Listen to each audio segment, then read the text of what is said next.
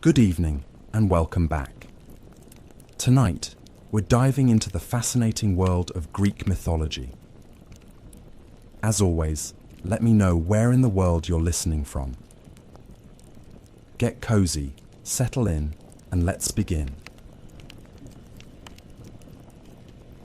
In the beginning, there was no Olympus, no earth, no sea, no sky. There was only chaos. And chaos was not the kind of chaos modern tongues describe. Disorder, confusion, frenzy. It was older than language itself. Chaos was a yawning void, a gaping nothingness without form or direction. It was not evil, nor good, nor even neutral. It simply was. From that ancient nothing came the first stirrings of existence. Gaia, the earth, vast and unshaking. Tartarus, the abyss beneath the earth, dark and dreadful. And Eros, the force of love and desire, the binding agent of all future creation. These were not gods as we think of them, not yet, but elemental truths given form. Then came Nyx, the night, clothed in a shadow so thick even chaos recoiled. She was followed by Erebus, the darkness of the underworld, who would dwell beside her in that early silence.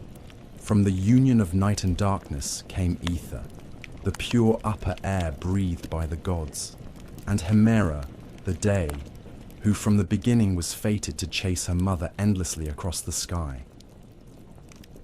Thus, the cycle of night and day was born not through science but through myth, through a family of strange invisible titans who lit and dimmed the sky with each passing hour. Gaia, the earth herself, did not lie idle. She was patient and fertile, and from her own body she brought forth Uranus, the sky, vast and star-strewn. He was both her son and her consort, and when he arched over her, stretching across the heavens, the world found its first shape, a domed sky above a broad and endless plain. Gaia also birthed the mountains, tall and wild, and Pontus, the sea, who surged with a will of his own before ships or sea monsters ever touched his waters. Together, earth and sky became the first great pair, and their union brought forth the Titans, the first generation of powerful beings who would rule the cosmos long before Zeus and his kin rose to power. There were 12 Titans in all, 6 sons and 6 daughters, each vast and elemental in their own right. Oceanus, the encircling river, Hyperion, the lord of light, Coeus, the inquirer, Creus, the constellation bearer, Iapetus, the ancestor of men, and Cronus, youngest and most cunning. Among the daughters, Theia, shining mother of the sun and moon, Rhea, future mother of gods, Themis, embodiment of divine law, Mnemosyne, the memory of all things, Phoebe, the radiant one, and Tethys, the nourishing sea. But Gaia's womb was not finished with them. She bore monstrous children as well, beings of strength and dread. First came the Cyclopes, Brontes, Steropes, and Arges, each with a single eye burning like a forge in the center of their brow. They were the smiths of lightning, strong and simple, and they feared no god nor giant.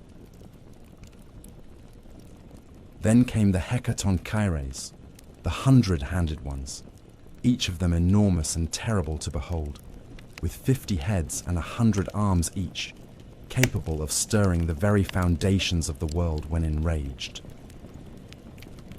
Uranus, though lord of the sky, trembled at the sight of these monstrous offspring. Ashamed and frightened by their grotesque strength, he forced them back into Gaia's womb, the depths of earth itself, and sealed them there, hidden away beneath layers of rock and grief. Gaia groaned beneath their weight. The earth, once proud and nurturing, now suffered with every breath. It was in this pain that she began to scheme. But that is a story for another day. For now, remember this. In the oldest age, before law or justice, before sword or plough, the world was made not with hands, but with force and union and grief. Chaos birthed the first forms, but it was Gaia, the great mother, who gave them ground to stand upon. The union of Gaia and Uranus, earth and sky, was the first great marriage of the cosmos. It was not a marriage of altars or witnesses, but of necessity and nature. The sky stretched over the earth, holding her tightly, pressing her beneath his star-strewn body night after night. From their joining came the Titans and other mighty offspring, but also a deep and growing sorrow. For Uranus, though proud and vast, was a jealous and fearful father. He saw in the monstrous children Gaia bore not strength, but a threat to his dominion.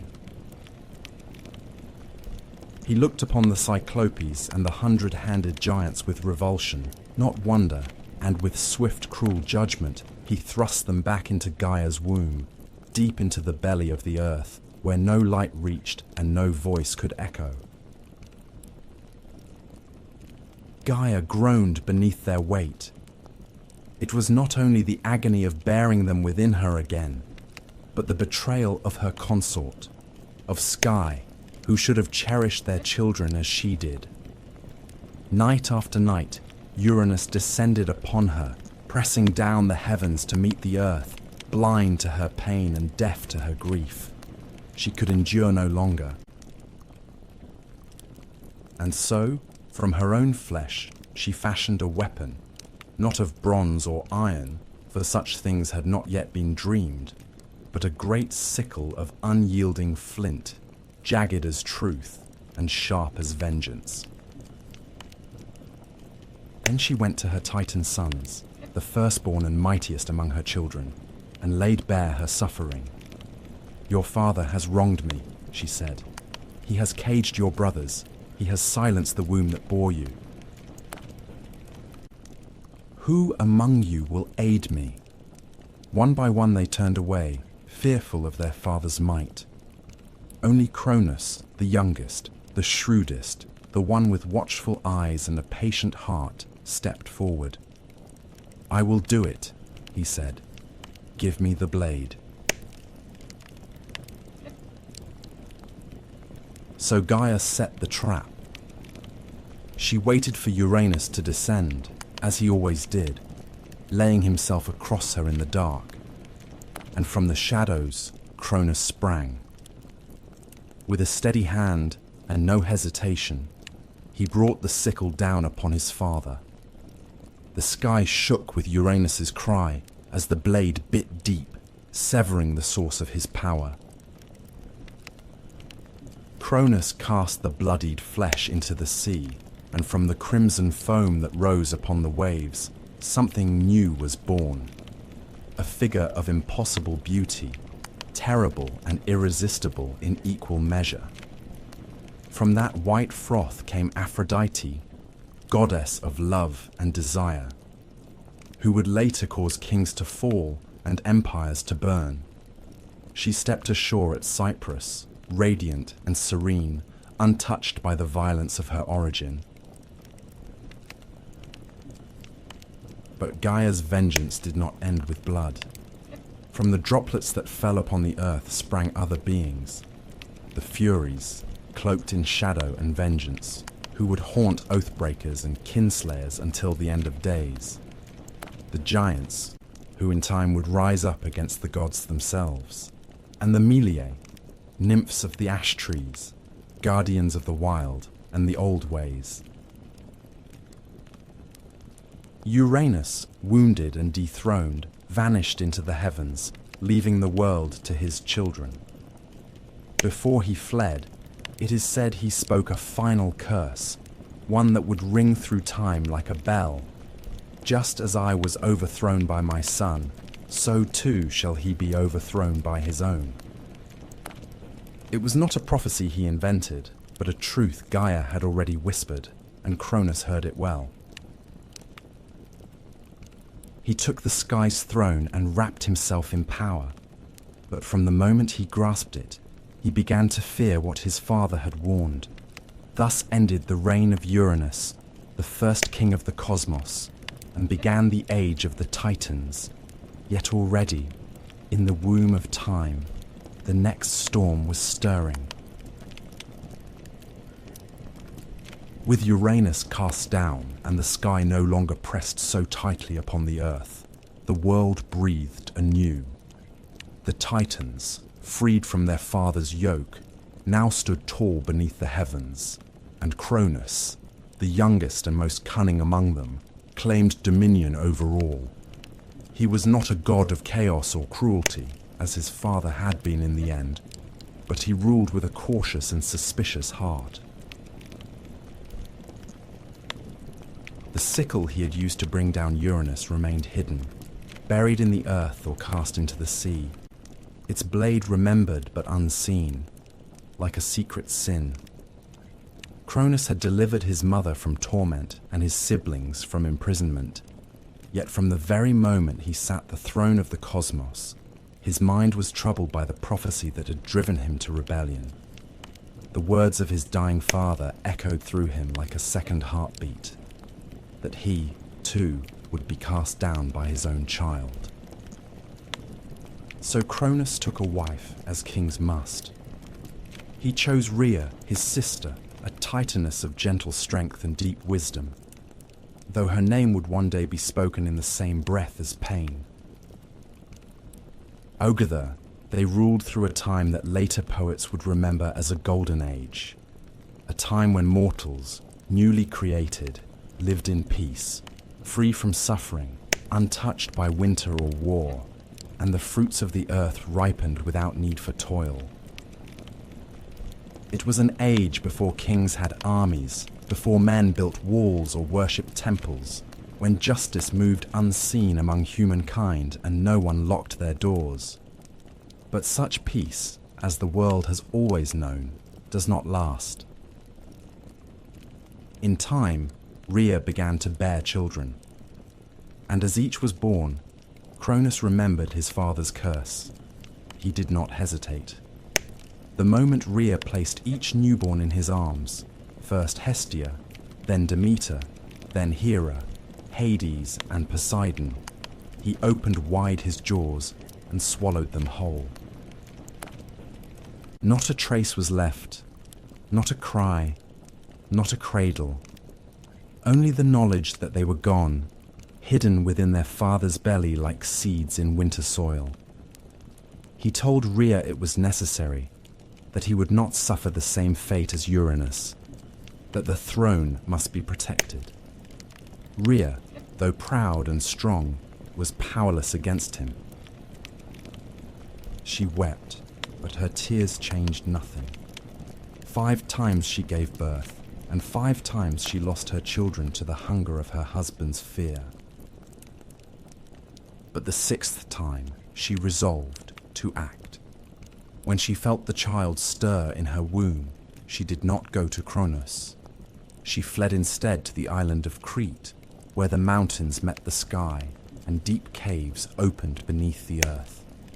There, hidden among shepherds and nymphs, she gave birth to her youngest son, Zeus. And from the moment of his birth, Rhea knew he was different. His cry shook the trees. His eyes opened before his first breath.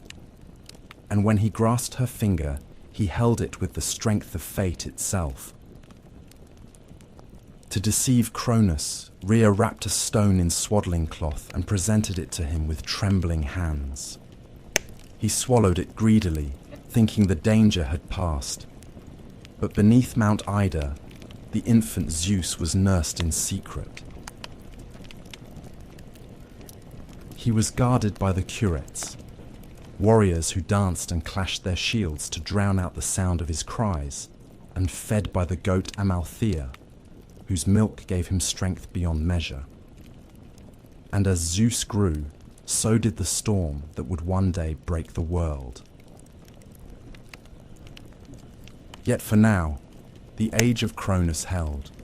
The sky was high, the earth was green, and the Titans ruled from their thrones, oblivious to the gathering wind.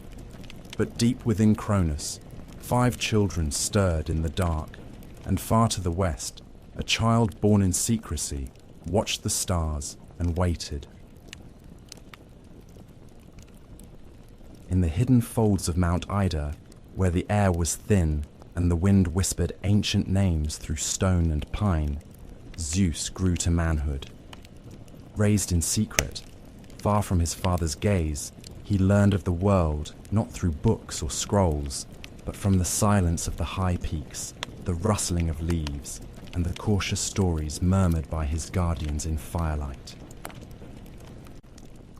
He drank the milk of the divine goat Amalthea, who had nourished him from birth, and from her broken horn, torn by accident or omen, was born the cornucopia, symbol of endless bounty. When Amalthea died, Zeus hung her hide among the stars in her honor, and her memory became part of the sky he would one day command. But he was not born to stargazing or solitude. The blood in his veins was thick with prophecy, and his bones carried the weight of rebellion. As he came of age, Gaia herself began to stir. She remembered the betrayal of Cronus, the pain of her imprisoned sons, the 100-handed ones, and the Cyclopes buried deep in Tartarus. Her vengeance had not ended with Uranus. It had only been delayed. With words as old as stone, she whispered truth into Zeus's dreams, and in his waking hours she guided his steps. First, she led him to Metis, the Titaness of wisdom, whose counsel was shrewd and whose loyalty leaned toward the future. With Metis's aid, Zeus fashioned a plan. To strike against Cronus, a king of Titans and time, would require more than strength. It would demand cunning. Zeus returned in disguise to the house of his father, and there, with Metis's craft, he offered Cronus a potion laced in wine, bittersweet and thick as honey. The drink stirred the old Titan's gut, and at last, with a shudder and a groan, Cronus vomited forth the children he had swallowed long ago. They came not as infants, but full-grown and gleaming, clad in the strength of gods, reborn into a world already poised for war. First Hestia, hearth and flame, then Demeter, goddess of the grain, then regal Hera, proud and sharp-eyed, then Hades, lord of the dead, and at last Poseidon, master of the deep. The 6 siblings stood together, for the first time as one, and looked to the throne that had cast them into darkness. They would not forget. But Cronus was not without allies. The Titans rallied to him, his brothers and sisters gathering atop Mount Othrys, the old seat of power in the south. Oceanus remained apart, too old or too wise for blood feuds, but the others, Coeus, Crius, Hyperion, Iapetus, took up arms. So began the war the poets called Titanomachy, the clash of Titans and Olympians, a war that tore across the heavens and split the earth to its core. For 10 years the battle raged without end. The sky darkened with storm and smoke. Thunder and fire echoed across the mountains, and the world below, still young and silent, watched in dread as its masters fought for the right to rule. The Titans held Othrys, tall and time-worn, while Zeus and his kin made their stand upon Mount Olympus, a peak still unscarred by war. The battles were terrible and unrelenting. Lightning tore open the skies, and tidal waves swallowed islands whole. Volcanoes bled fire, and winds howled like wolves. At times the war seemed endless, neither side able to land the final blow. But Gaia, ever watchful, knew that the balance could not tip without what had been long buried. She counselled Zeus once more. If he were to win, he must descend into Tartarus and free his monstrous uncles, the Cyclopes and the Hecatonchires, whom Cronus had kept locked in chains out of fear. With his siblings beside him, Zeus broke the gates of the Underworld and released the imprisoned powers. The Cyclopes, grateful and eager, gifted Zeus his greatest weapons, the thunderbolt, the symbol of sky and storm. To Poseidon, they gave the trident with which he would command the seas, and to Hades, a helm of darkness that would make him unseen. The Hecatonchires, giants with 100 hands, joined the fight at last, hurling mountains like stones and battering the Titans with the fury of ancient things unbound. With these allies, the tide turned. The Olympians pressed forward with a fury no Titan could match. Cronus, proud and unyielding, fought to the last. But the prophecy, as always, unfolded without mercy. The Titans fell. One by one they were driven down, cast from the high places of the earth. Zeus did not slay them. He imprisoned them, as his father had done before. Deep into Tartarus, they were hurled, bound in chains forged by the 100-handed ones, behind bronze gates that would never rust or break. Only a few escaped that fate: Prometheus and Epimetheus, who had sided with the gods, and Themis, who foresaw the justice of their rule. So ended the reign of the Titans. The sky cleared, and the world, scarred by fire and war, began to heal. The throne passed to Zeus, not by birthright, but by might and wisdom and fate fulfilled. Yet even as he claimed the heavens, the shadow of Cronus's curse lingered behind him, like the echo of an old song. For power, once seized, must always be watched, and no ruler, god or mortal, sits secure forever. When the war was over and the world lay quiet beneath the sky once more, the victors stood amidst the rubble of creation. The Titans were chained in the depths of Tartarus, their groans swallowed by that black abyss from which no echo returned. The old order had been broken, but with the storm of war ended, the gods faced a new challenge, perhaps greater than any battle, to rule. For conquest may be won with fire and fury, but rule demands judgment, patience, and division. The world was wide and wild, and filled with powers both known and yet unnamed. It could not be held by one alone. Zeus, eldest among the gods now born again, stood at the center of this new age. Though not the firstborn, he was first in might, first in cunning, and first to move when action was demanded. But the old laws, carved not on stone, but into the bones of the cosmos itself, did not grant him sole dominion.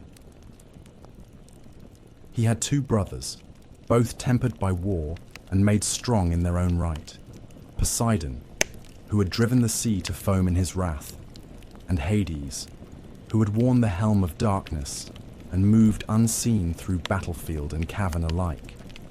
They too had shed blood, taken risks, and suffered loss. The throne of the cosmos could not belong to Zeus alone, lest the seeds of war be sown anew, this time among brothers. And so the three gathered, Zeus, Poseidon, Hades, and cast lots to divide the realms of the world. Not through bickering or force, but by fate itself, did the dice fall. This was no child's game. The casting of lots was sacred, guided by the same power that had spoken through Gaia's whispers and shaped the course of the Titanomachy. They threw the bones and waited. When they landed, the world was drawn into 3 great dominions. To Zeus fell the sky, the broad heavens, the air between stars and peaks. He became lord of thunder and rain, master of storm and cloud, and the undisputed king of Olympus. His voice would echo in thunderclaps. His fury would blaze in lightning, and the eagle became his herald, soaring high above all. To Poseidon fell the sea, deep and restless, full of mystery and monsters. He took the oceans, the rivers, and every spring that bubbled from the earth. With his trident, he could shatter cliffs and stir the tides to rage or calm. Beneath the waves he built a palace of coral and gold, and there he ruled not only over fish and current, but over creatures older than time, sea serpents, leviathans, and things whose names had never been spoken aloud. To Hades fell the Underworld, the land of the dead. It was not a prize most would have chosen, but Hades took it with quiet resolve. He ruled the shadowed realm with stern dignity, his kingdom hidden beneath the earth where the sun did not shine. There he became master of the shades, the judge of mortal souls, and guardian of wealth hidden in the deeps, gems, metals, and secrets lost to time. Though men feared his name and whispered it only when necessary, Hades kept the balance between life and death, and it was said he never once broke the laws he was sworn to uphold. The earth itself, Gaia's own flesh, was left as a common realm, shared by all. The mountains belonged to no one, the fields were roamed by mortals and spirits alike, and the forests grew wild under no single banner. It was a realm in between, where gods might walk and mortals might see them. But it was also where ambition brewed, and where fate would continue to work its quiet will.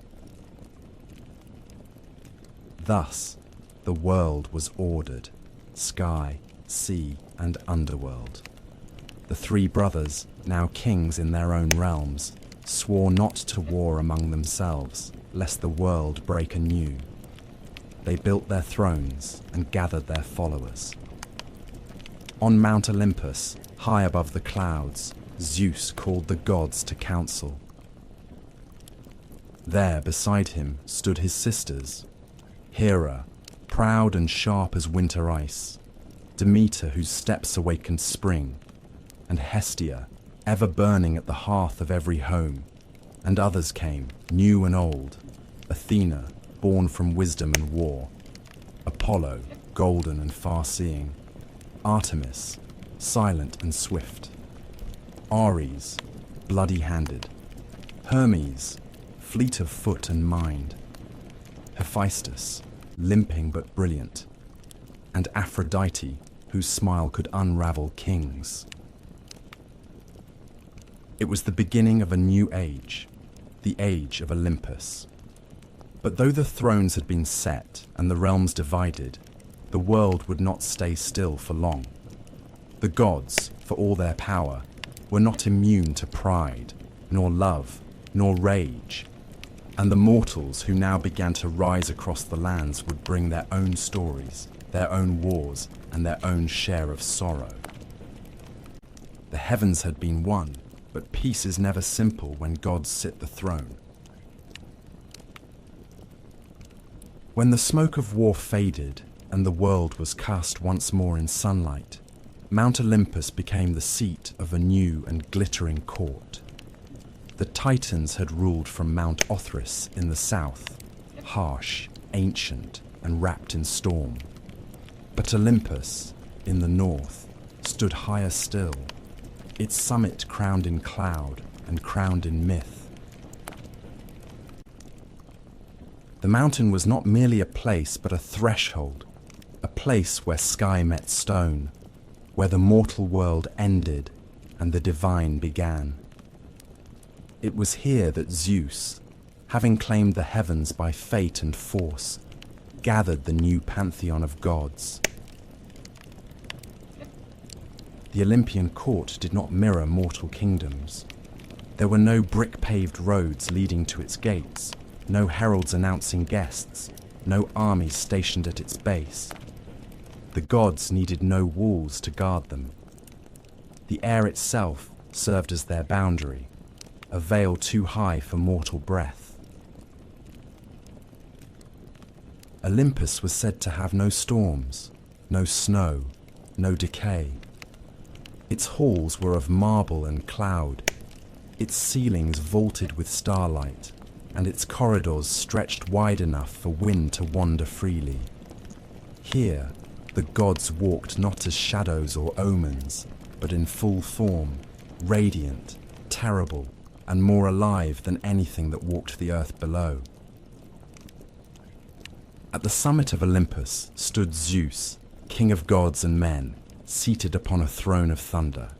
He ruled not by brute strength alone, though his power was unmatched, but by the will of fate and the long memory of war. His voice carried like distant thunder, his eyes saw beyond clouds and time, and in his hand he carried the thunderbolt, the Cyclops' gift, the symbol of judgment swift and final. But even he did not rule alone. Around him stood the others, each a pillar in the new order of the world. Hera sat beside him, not merely as wife, but as queen, sovereign in her own right. She was the goddess of marriage, of queenship and childbirth, and the silent fury of a woman wronged. Proud and unyielding, Hera remembered every slight, and her jealousy would one day shape the fates of gods and mortals alike. Her crown was not one given, but earned, forged in the fires of betrayal and bound by the sacred oaths of Olympus. Demeter came next, the goddess of grain and growth. Where her feet touched the earth, the soil softened and seeds stirred. Her presence brought harvest and plenty, and without her, the fields grew barren. She did not sit high among the thunder and marble, but walked often in the world below, watching over the ploughmen and mothers who whispered her name at dawn. She was older than most, quieter than many, but none doubted her power.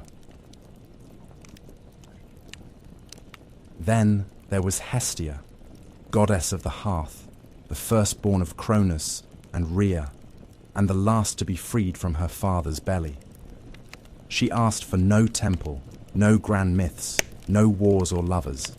She tended the eternal flame in the center of Olympus and watched over every home and hearth on earth. Her power was gentle but ever present, for as long as fire burned in a household, Hestia lived there too. The younger gods came in time, some born in Olympus, others delivered by strange means. Athena was first among them, born not of womb, but of wisdom. When Zeus swallowed Metis, fearing her unborn child would surpass him, he thought the matter ended. But Metis did not die.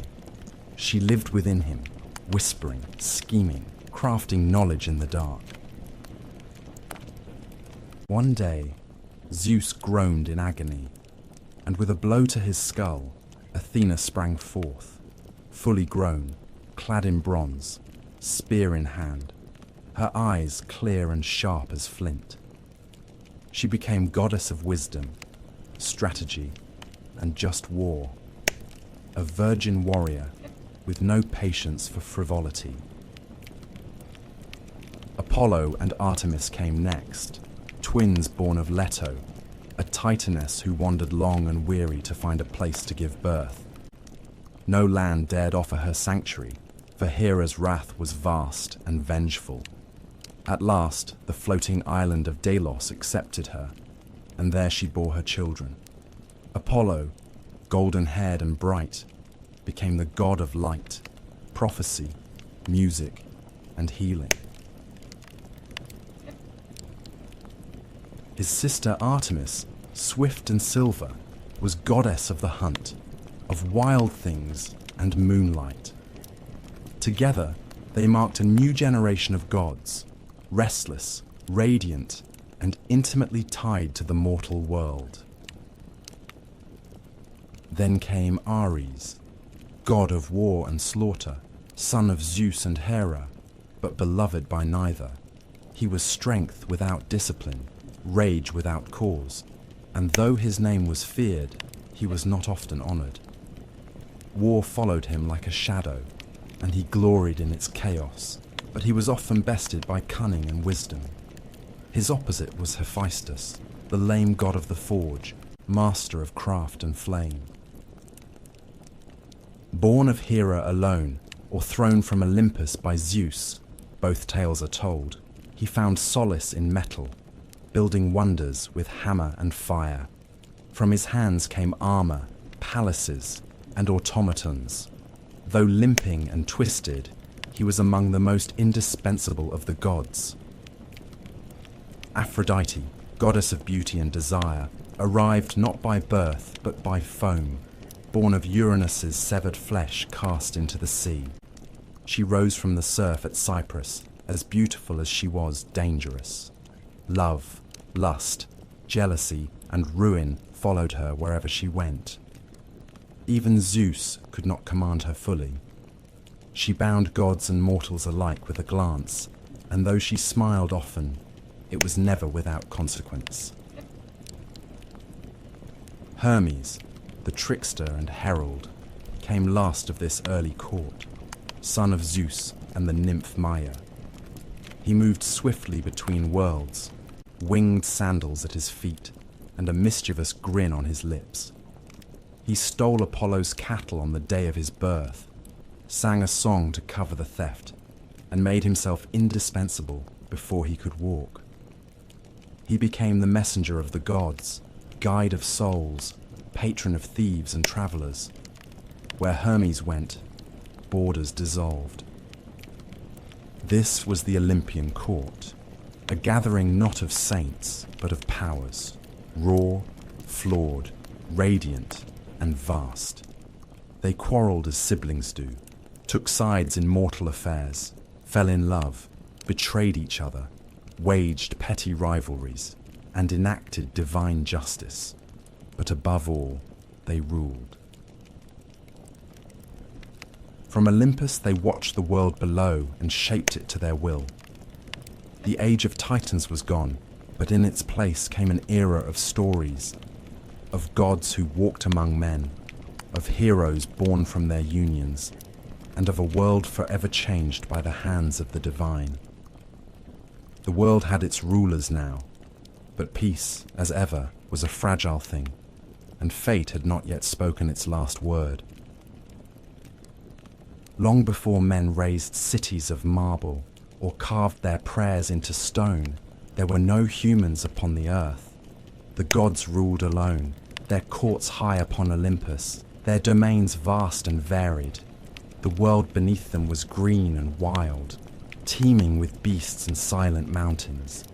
But there were no hands to till the soil, no voices to sing to the stars, no fire to warm the night. It was Prometheus, a titan of the old blood, who first imagined the shape of man. He was no friend to Cronus, nor was he ever counted among those chained in Tartarus. During the War of the Titans, Prometheus had sided with Zeus, not out of love or loyalty, but out of foresight, for he bore the gift of prophecy, and he knew which way the storm would break. Prometheus's name meant forethought, and it suited him. He was brother to Epimetheus, whose name meant afterthought, and never was a pair of brothers more different. Where Epimetheus acted in haste and repented in leisure, Prometheus saw farther, thought longer, and questioned the justice of every decree, even those issued by the king of the gods himself. He walked the line between Titan and Olympian, old world and new, a creature of reason in a cosmos ruled by passion and power. It was he who first shaped mankind. Some say he sculpted them from clay beside the banks of a river, his fingers smoothing mud into limbs, his breath giving them life. Others claim he molded them in the image of the gods, upright and thoughtful, gifted with the spark of invention. But however it happened, the first men were made, and they were weak, soft of skin, slow of foot, clawless, fangless, and lacking in both fur and fire. They were naked beneath the sky, trembling in winter, defenseless against the beasts of the world. Prometheus looked upon them and pitied them. He went to Olympus and asked that man be given a gift, something to help them survive, something to raise them above the level of animals. But Zeus refused. He saw in mortals not promise, but peril. The God King had only just seized his throne and was wary of new forces rising beneath him. "Let them live," he said, "but let them fear. Let them know their place beneath the gods." Fire, he declared, was the privilege of immortals. The hearth flame of Hestia, the thunderbolt of Zeus, the forge of Hephaestus, these were not for mortal hands. But Prometheus, stubborn and just, did not yield. In secret, he climbed to the heavens, stole a flame from the forge of Hephaestus, and hid it in a hollow fennel stalk. Carrying it down from Olympus, he gave it to man. For the first time, fire crackled beneath the stars, smoke rose in spirals above the treetops, light pushed back the darkness. With fire came warmth, safety, cooking, metal, language, craft. Humanity, once cold and voiceless, began to build, and with fire came defiance too. Zeus was not long in discovering the theft. His fury was terrible. To punish mankind, he commissioned the gods to create a gift, though it was a curse in disguise. Hephaestus shaped her from clay, a woman of perfect beauty. Aphrodite gave her charm, Hermes gave her cunning, and Athena clothed her in silver raiment. Her name was Pandora, meaning all gifted, and she was given a sealed jar, mistranslated in later ages as a box, containing the sorrows of the world, disease, toil, grief, madness, envy, and death itself. Epimetheus, ever the fool, took her into his home despite Prometheus's warnings. And when Pandora, driven by curiosity, the final gift of the gods, opened the jar, the evil spilled out into the world like smoke from a fire too long confined. Mankind, who had known peace in their brief golden youth, now found themselves hunted by fate. Hunger gnawed at their bellies. War bled them dry. Age stooped their backs. Only hope remained inside the jar, some say by accident, others say by design. A flickering light amid the gloom. But Prometheus's punishment had not yet come. For the crime of defying Olympus, Zeus ordered him chained to a mountain at the edge of the world.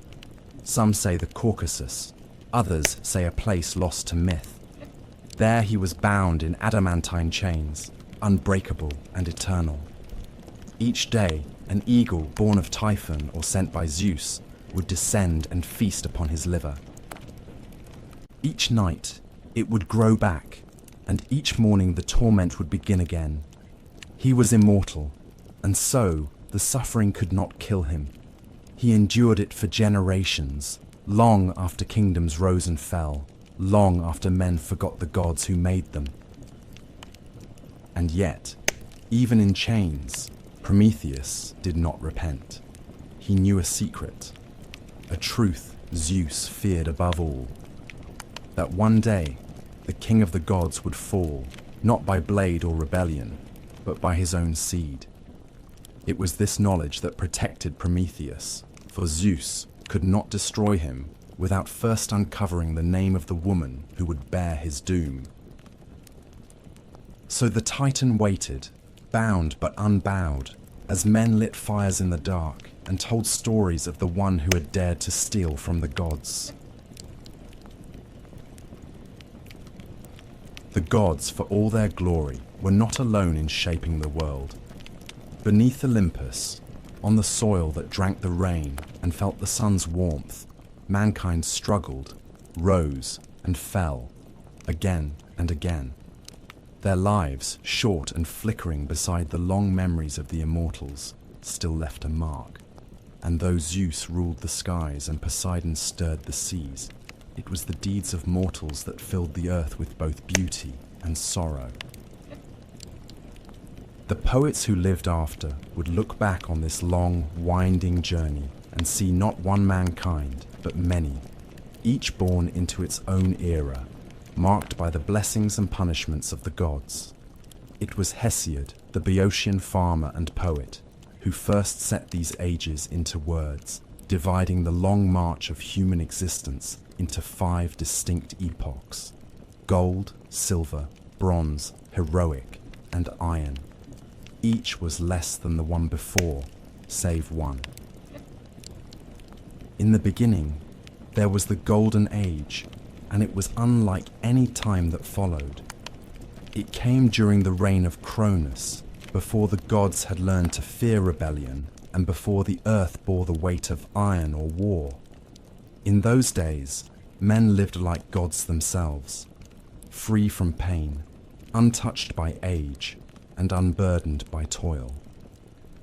The earth gave forth her bounty without coaxing, offering harvests in every season.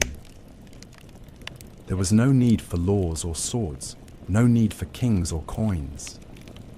These early mortals knew no hunger, no sickness, no grief. When their time came, they did not wither or suffer, but died as if falling into sleep, their spirits becoming guardians, pure and watchful, wandering the world as kindly daimones, protectors of justice and peace.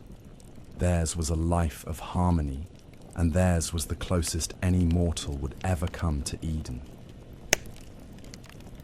But the Golden Age passed, as all golden things do.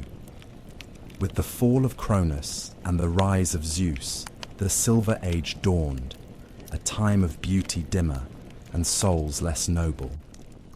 These mortals grew tall and strong, living long lives, but they lacked the wisdom and restraint of the golden race. They lingered in childhood for 100 years, ignorant and pampered, only to grow into violent, arrogant men who refused to honor the gods or heed their decrees. They built no temples, gave no offerings, and mocked the laws of Olympus. For this, Zeus struck them down. Their spirits did not become guardians or watchful daimons, but faded into the underworld, pale and forgotten. Theirs was a race lost to pride and disobedience, a mirror of divine fear come true. Then came the Bronze Age, born of ash trees, the same trees used for spears and shields. These were not gentle men. They were creatures of war, mighty and hard, their very flesh said to be forged from bronze. Their homes were bronze, their tools were bronze, their hearts seemed cast from the same metal.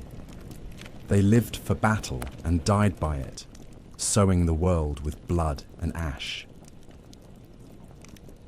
They were terrible to behold, but not evil, only driven by the rhythm of war drums and the clash of arms. They built no cities, wrote no poems, carved no statues. When they died, they left little behind but shattered swords and empty fields. Even the gods did not mourn their passing.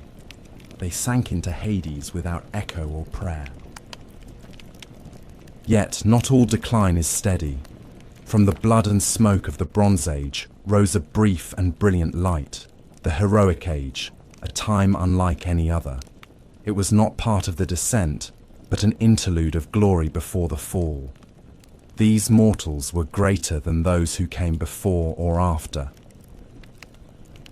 They were the demigods, the sons and daughters of gods and men. They built cities, sailed seas, and carved their names into the memory of the world. This was the age of Perseus and Heracles, of Theseus and Atalanta, of Jason and the Argonauts, of Hector and Achilles and Odysseus. They fought great wars against monsters, against foreign kings, and finally against each other at Troy. Many died young, and many more died forgotten, but their stories lingered, carried in song and stone, in epics and prayers. Some were granted a place in the Isles of the Blessed, far beyond ocean's edge, where heroes dwell in peace and sunlight forever. The heroic age did not last, but while it burned, it lit the world. And then came the age that Hesiod called his own, the Iron Age, where we still dwell. This is a time of sorrow and toil, a world grown old and heavy. Men now labor from dawn to dusk, planting seeds in bitter soil, raising children amid war and famine, growing old with pain and fear. In the Iron Age, bonds break easily between friends, between kin, between guest and host. Justice, once tall and golden, now walks with her eyes averted. Lies are many, oaths are cheap, and the gods, if they still watch, do so with silence. In this age, mortals build towers but forget their ancestors. They chase gold and power and cut down the forests that fed them. It is an age of struggle, and it is said that one day even this will pass. One day, the gods will turn their backs entirely. One day, Zeus will cast down his thunderbolt, and humankind will vanish like smoke on the wind. Yet for all that, the Iron Age endures. Men still build, still hope, still tell stories of a time when mortals were golden and gods walked among them. And perhaps that hope, fragile though it is the one gift Zeus did not take back when Pandora opened the jar. In the waning light between the age of gods and the age of men, there came a generation of mortals unlike those before or after. Men born not from clay alone, but from divine blood and mortal wombs, shaped by both Olympus and earth. These were the heroes. Their lives were brief, their fates often cruel, but their names would echo through time like the rumble of a distant storm. Among the first and greatest of them was Perseus, slayer of monsters, founder of dynasties, and by blood and deed, the forerunner of all who would wear a hero's crown. Perseus's tale begins not in battle, but in prophecy and fear. His mother, Danae, was a princess of Argos, daughter to King Acrisius. The king, like all kings of that age, feared what he could not control. An oracle warned him that his daughter would bear a son destined to kill him. Such prophecies, in myth as in life, cannot be bribed or reasoned with. So Acrisius did what kings so often do when faced with a truth they fear. He sought to destroy the cause. He locked Danae in a tower of bronze beneath the earth, a room sealed against time and men alike. But the gods, as they often did, laughed at mortal precautions. Zeus, in the form of golden rain, slipped through cracks no wall could keep and fell upon Danae in her solitude. From that union, Perseus was conceived. When Acrisius discovered the child, he dared not spill royal blood directly, for even tyrants fear the wrath of the gods. Instead, he placed Danae and her infant son into a wooden chest and cast them into the sea, trusting Poseidon or chance to drown them. But the sea is as fickle as fate. The chest did not sink, but drifted across the wine-dark waves to the island of Seriphos, where a humble fisherman named Dictys drew it ashore. He took them in, raised Perseus as his own, and in time the boy grew tall and strong, with the bearing of kings and the eyes of storms. But peace is never a long companion to those who carry destiny. The ruler of Seriphos, King Polydectes, took notice of Danae's beauty and desired her.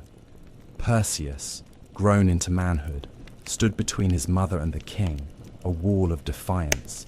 Polydectes, unable to strike the sun without dishonoring himself, chose cunning over strength. He announced a false marriage, some say to Hippodamia, and demanded that all men of the island offer him a gift. Perseus, without gold or horses, boasted that he would instead bring the king a greater prize, the head of Medusa, the mortal Gorgon whose gaze could turn flesh to stone. The task was cruel, and Polydectes knew it. No man who had sought Medusa had ever returned. She was one of 3 Gorgon sisters, born of ancient sea deities, hideous and winged, their heads wreathed in snakes, their eyes cursed. Only Medusa was mortal.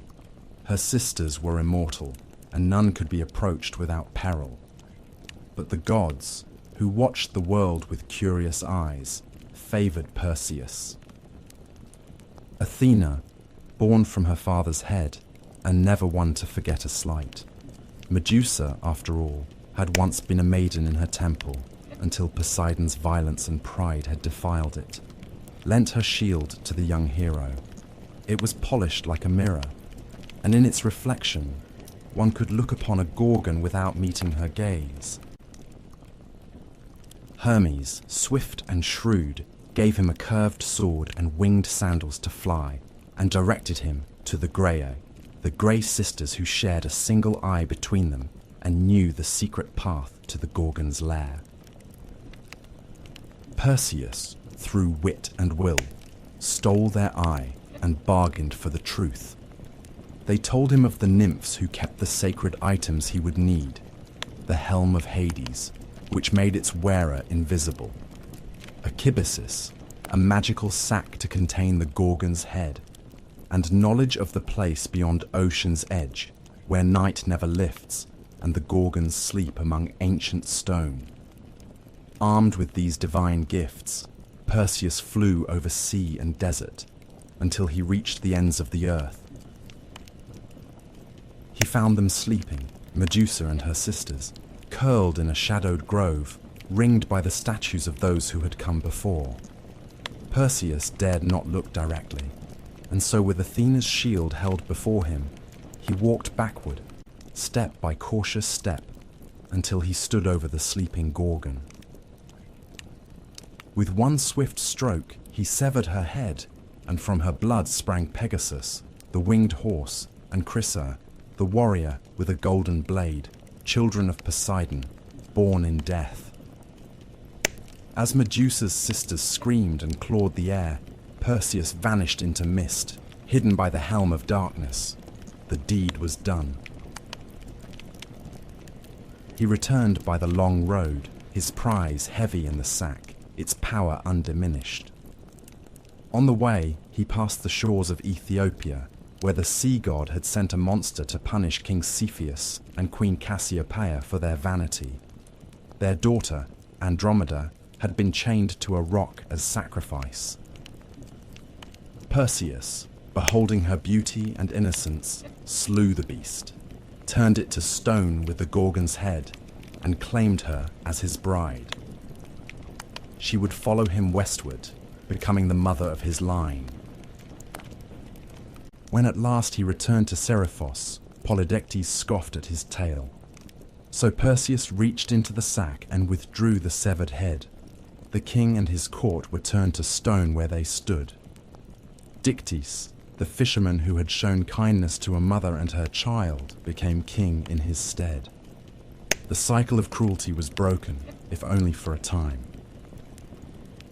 But prophecy, once spoken, is not so easily undone.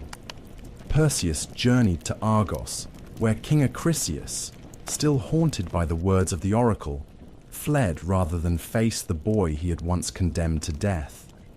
Yet fate does not forget. At the funeral games of a neighboring king, Perseus, throwing a discus, struck an old man in the crowd, Acrisius, his grandfather, who died without ever knowing that his death was no murder, but an accident long foretold.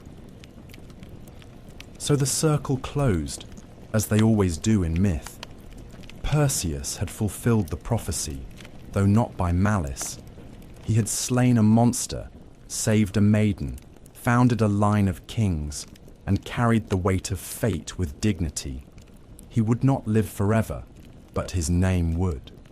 For from his blood would come Heracles, and from Heracles, the next chapter in the story of the gods and men. If Perseus was the first great hero, Heracles was the mightiest. His name, like thunder over distant mountains, carried weight across every land touched by Hellenic breath. He was not merely strong, but larger than life itself, straddling the border between man and God, joy and grief, triumph and tragedy. He was the great-grandson of Perseus, a scion of Argos, and a son of Zeus. And though the gods would bless him with strength, they would curse him with suffering. His birth was itself a trick of time. Zeus, ever lustful, desired Alcmene, wife of the Theban general Amphitryon. Disguised as her husband, the king of gods lay with her, extending a single night into threefold length. From that union came Heracles, and from Amphitryon, a twin, Iphicles, mortal and unblessed. Hera, as always, watched from her throne with a cold and bitter eye. She knew her husband's ways, and she knew too well the threat that this child, half god though he was, might one day pose to her own dominion. Even in the cradle, Heracles bore the mark of the divine. Hera, seeking to destroy him early, sent 2 serpents into the nursery to strangle the infant. But the child reached out with plump hands and throttled them both, one in each fist, before any nurse could scream. From that moment, his fame began to grow. As a youth, he trained in all the arts befitting a nobleman: music, archery, wrestling, and chariot driving. Yet there was something wild in him, a restlessness of soul that no lyre or tutor could tame. Manhood brought him both love and ruin. He married Megara, daughter of the Theban king Creon, and for a time lived in peace, fathering sons and defending his city. But Hera had not forgotten. In a fit of divine wrath, she clouded Heracles' mind with madness. Raging through his own halls, he slew his wife and children with the same hands that had once cradled them. When the madness passed and his vision cleared, he beheld the blood and ruin of his own house. His cries reached Olympus, but no god answered. To atone, he sought out the oracle of Delphi. The Pythia, speaking in riddles, told him he must submit to the will of Eurystheus, king of Tiryns, his cousin, lesser in strength, but greater in fate. Only through servitude, through suffering, could Heracles earn redemption. Thus began the 12 labours, deeds so great and terrible that even the gods took notice. The first labour was to slay the Nemean lion, a beast whose golden hide could not be pierced by mortal weapons. Heracles cornered it in its cave and strangled it with his bare hands. He flayed the beast using its own claw and wore the skin as armour thereafter, a second hide to shield him from the world. The second was the Linnaean Hydra, a serpent with 9 heads, 2 of which would grow back for everyone severed. Heracles battled it in the swamps, aided by his nephew Iolaus, who cauterized the stumps as they were cut. From the last head, immortal and venomous, Heracles harvested its ichor and dipped his arrows in it, making them deadly even to gods. The third labor was the capture of the Ceryneian hind, a golden-horned deer sacred to Artemis. Heracles chased it for a year across hills and rivers before gently capturing it alive, earning the goddess's reluctant approval. The fourth labor led him to the Erymanthian boar, a monstrous beast of the wild. He wrestled it in the snow-covered heights of Arcadia and dragged it back to Tiryns bound in chains, laughing as Eurystheus hid in terror inside a bronze jar. The fifth task was less glorious: to clean the Augean stables, home to thousands of cattle, untouched by broom or shovel for decades. Heracles, ever the problem solver, rerouted rivers to wash away the filth in a single day. The sixth was to drive away the Stymphalian birds, man-eating creatures with bronze beaks and razor-feathered wings. With the aid of Athena's rattle, he startled them into flight and shot them down from the sky. The seventh labor took him far west to capture the Cretan bull, a beast of divine origin that had fathered the Minotaur. Heracles wrestled it and brought it back alive, while the bull's gaze burned with madness and sea salt fury. The eighth labor sent him north to Thrace, where he tamed the mares of Diomedes, flesh-eating horses that gnashed their teeth for human meat. He fed Diomedes, their master, to them, and the beasts grew docile. The ninth labor required diplomacy and blood. Heracles was sent to retrieve the girdle of Hippolyta, queen of the Amazons. Though the queen agreed to gift it peacefully, Hera spread rumors among the warrior women, and battle broke out. Heracles slew Hippolyta and escaped with the belt. The 10th led him to the edge of the known world, to Erythea, where he stole the cattle of Geryon, a triple-bodied giant. He built the pillars of Heracles at the Strait of Gibraltar and fought the giant, his herdsman, and his hound all at once before driving the red cattle back across continents. But Eurystheus, seeking to discredit him, declared 2 labors invalid, claiming Iolaus had helped with the Hydra and the rivers with the stables. 2 more were required. The 11th was to steal the golden apples of the Hesperides, guarded by nymphs and a dragon coiled around the tree's base. Heracles tricked Atlas, the sky-bearer, into retrieving the apples while he held the heavens. When Atlas tried to leave him the burden, Heracles asked for a moment to adjust his cloak and took back the sky while fleeing with the fruit. The 12th and final labor was the most harrowing: to descend into Hades itself and bring back Cerberus, the 3-headed hound. Armed with nothing but his strength, Heracles journeyed to the Underworld, presented himself before Hades, and with the god's grim permission, wrestled Cerberus into submission and led the beast, snarling and frothing, into the land of the living. With that final labor, his redemption was won. Yet Heracles' life was not yet at peace. He fought more battles, took new wives, and fathered many children. But Hera's hatred endured. In the end, it was not blade or monster that killed him, but the poisoned blood of the centaur Nessus, smeared upon a tunic gifted by his wife Deianira, who believed it a love charm. As the poison burned through his flesh, Heracles built his own pyre upon Mount Oeta.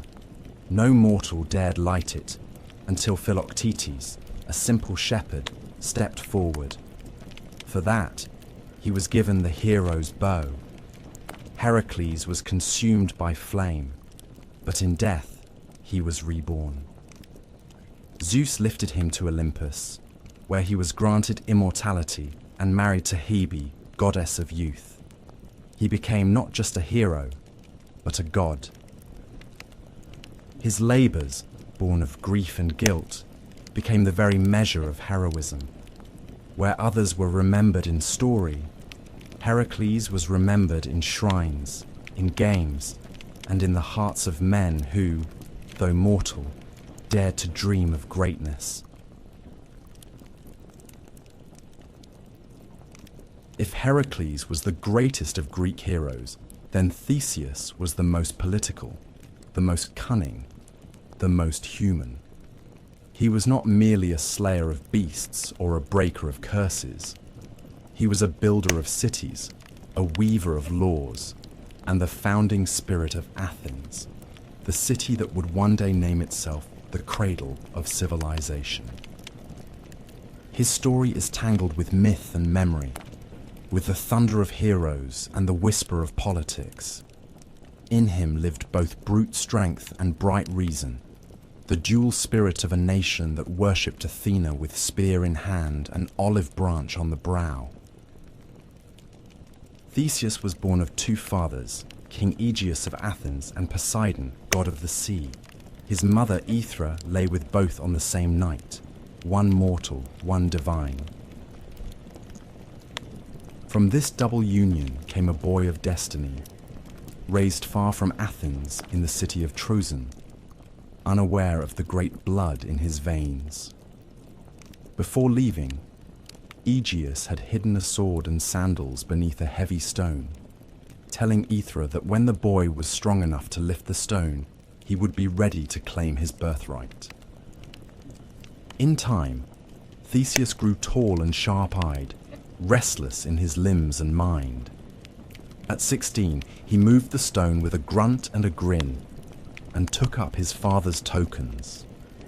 Many would have travelled the easy road to Athens by sea, but Theseus chose the land route, the longer, more perilous way, for he believed that true kingship must be earned, not inherited.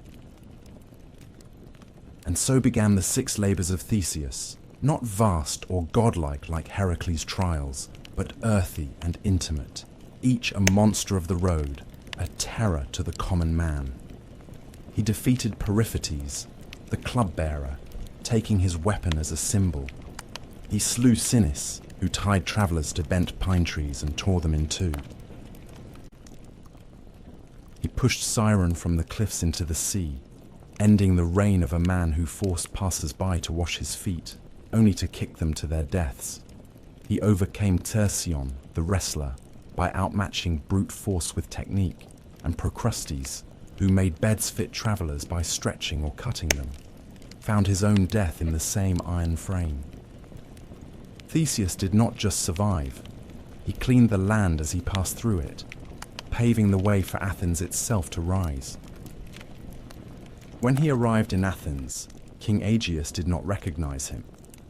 The queen, Medea, now wife to Aegeus, and still seething with old sorceries, saw the threat in the boy and urged the king to poison him.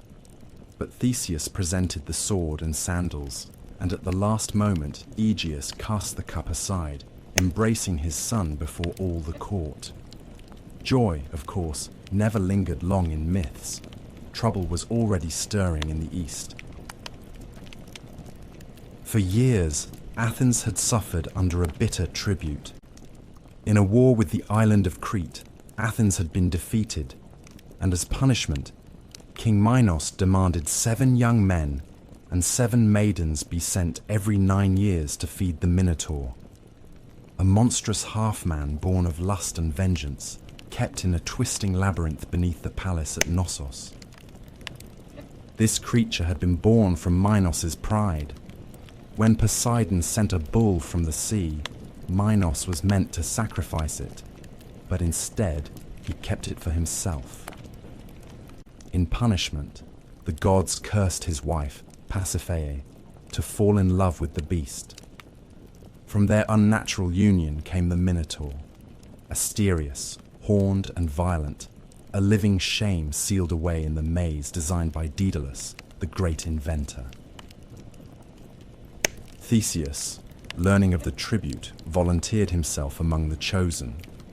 He would go not as a lamb to slaughter, but as a hunter into the lair. Before departure, he promised his father that if he succeeded, he would return with white sails upon his ship. If he failed, the sails would remain black. Upon arrival in Crete, fate turned again. Ariadne, daughter of Minos and half-sister to the Minotaur, saw Theseus and loved him. She gave him a gift, a ball of thread, a clue, and the secret to the labyrinth's winding paths.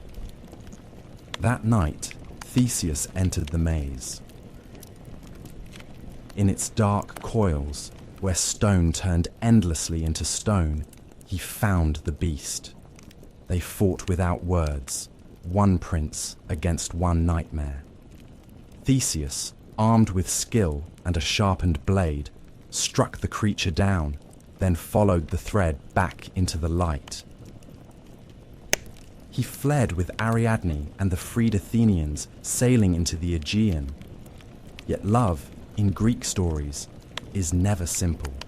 On the island of Naxos, Theseus abandoned Ariadne. Some say Dionysus claimed her for his own.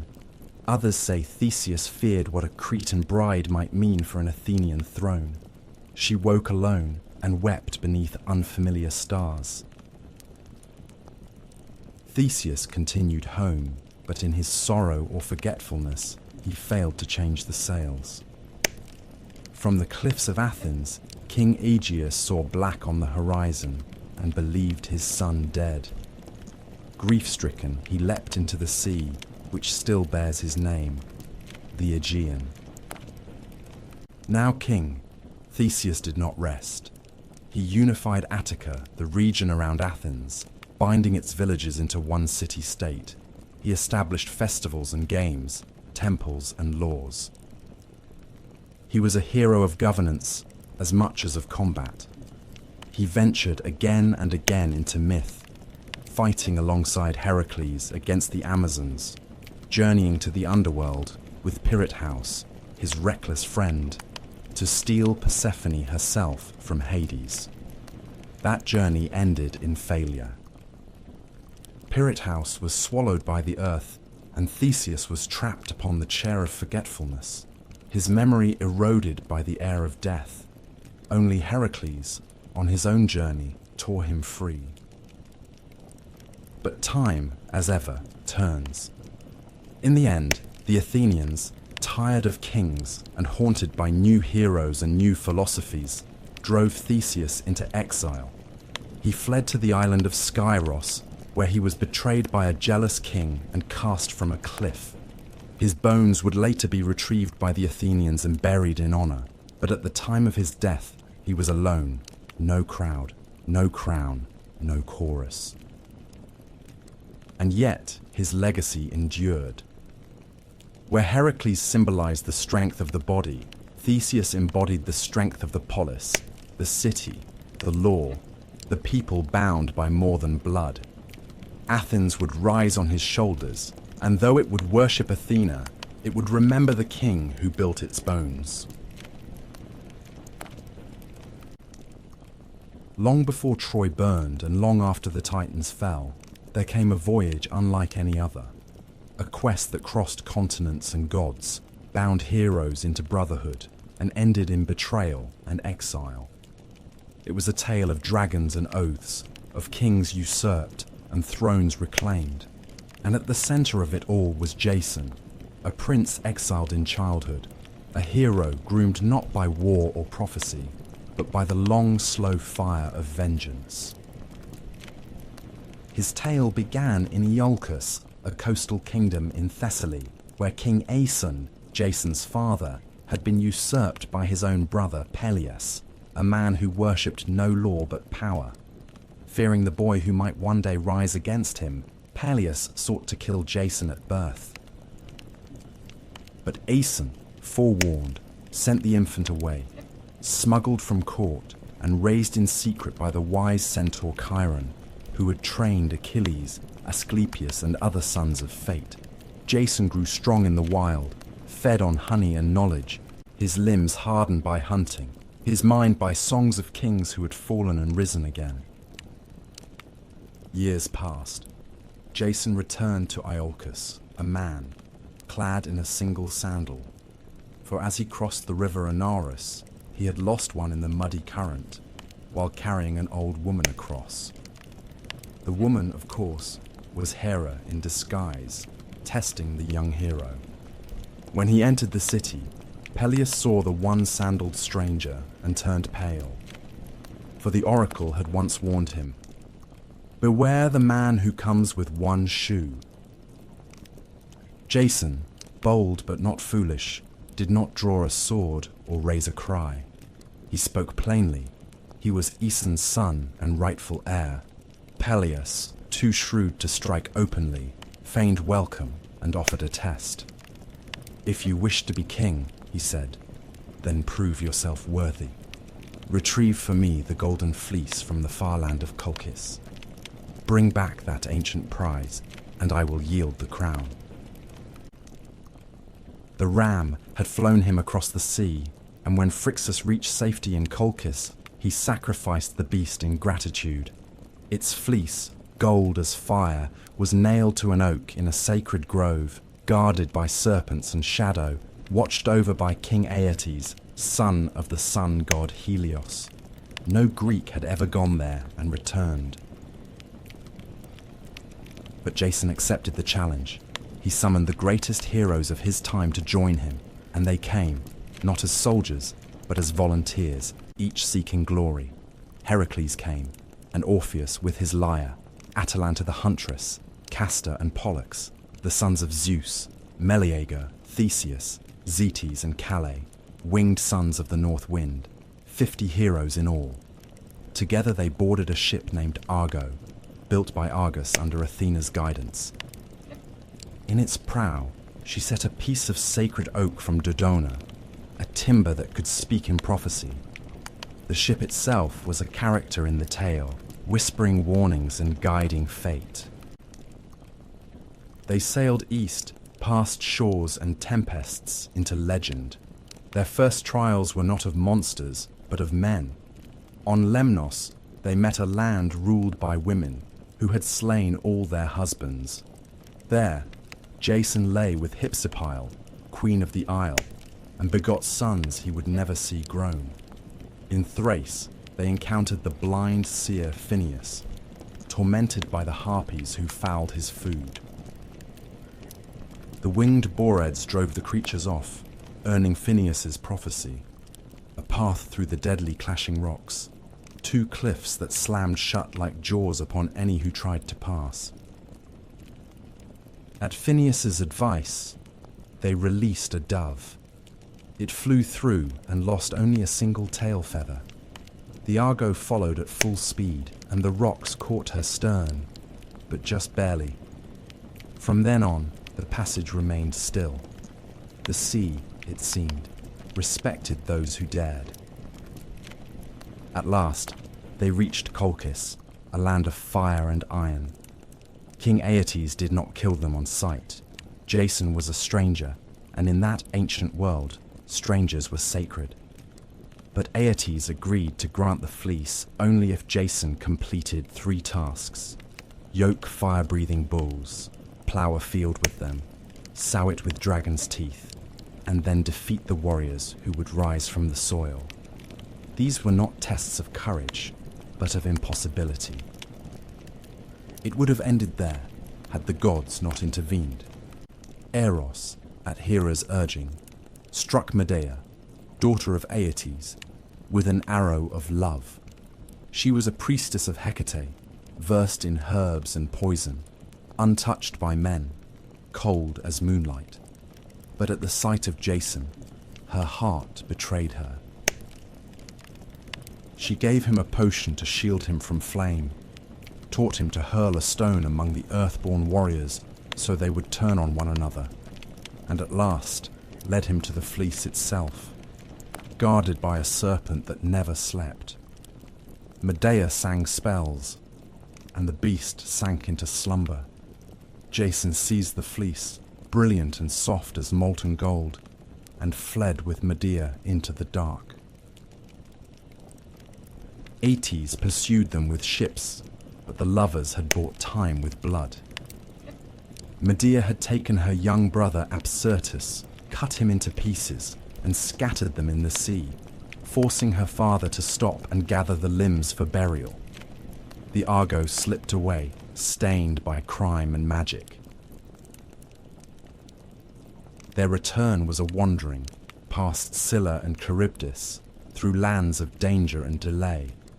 At length, they returned to Iolcus. But Peleus refused to yield the crown. Medea, in vengeance, tricked his daughters into cutting him to pieces and boiling him alive, claiming it was a spell of rejuvenation. Horrified, the people rose up. Jason, now tainted by treachery, was exiled. He fled to Corinth, where he and Medea lived for years in uneasy peace. But Jason, ever seeking legitimacy, cast Medea aside and chose a Corinthian princess for marriage. Medea, wronged and vengeful, unleashed a fury no man could endure. She poisoned the bride's gown, burning her to ash, and murdered her own sons by Jason. Then she fled, carried away in a chariot drawn by dragons, a gift from her grandfather Helios. Jason, broken, returned to Iolcus. In his final days he wandered among ruins, forgotten. One day, resting beneath the Argo, now dry-docked and decaying, a beam broke loose and struck his skull. So passed the great hero, not in battle, not in glory, but in silence, beneath the bones of his past. Yet the tale of Jason endured, for in the quest for the fleece, in the gathering of heroes, in love turned sour and greatness undone, Greece found one of its most enduring myths, the promise and price of ambition.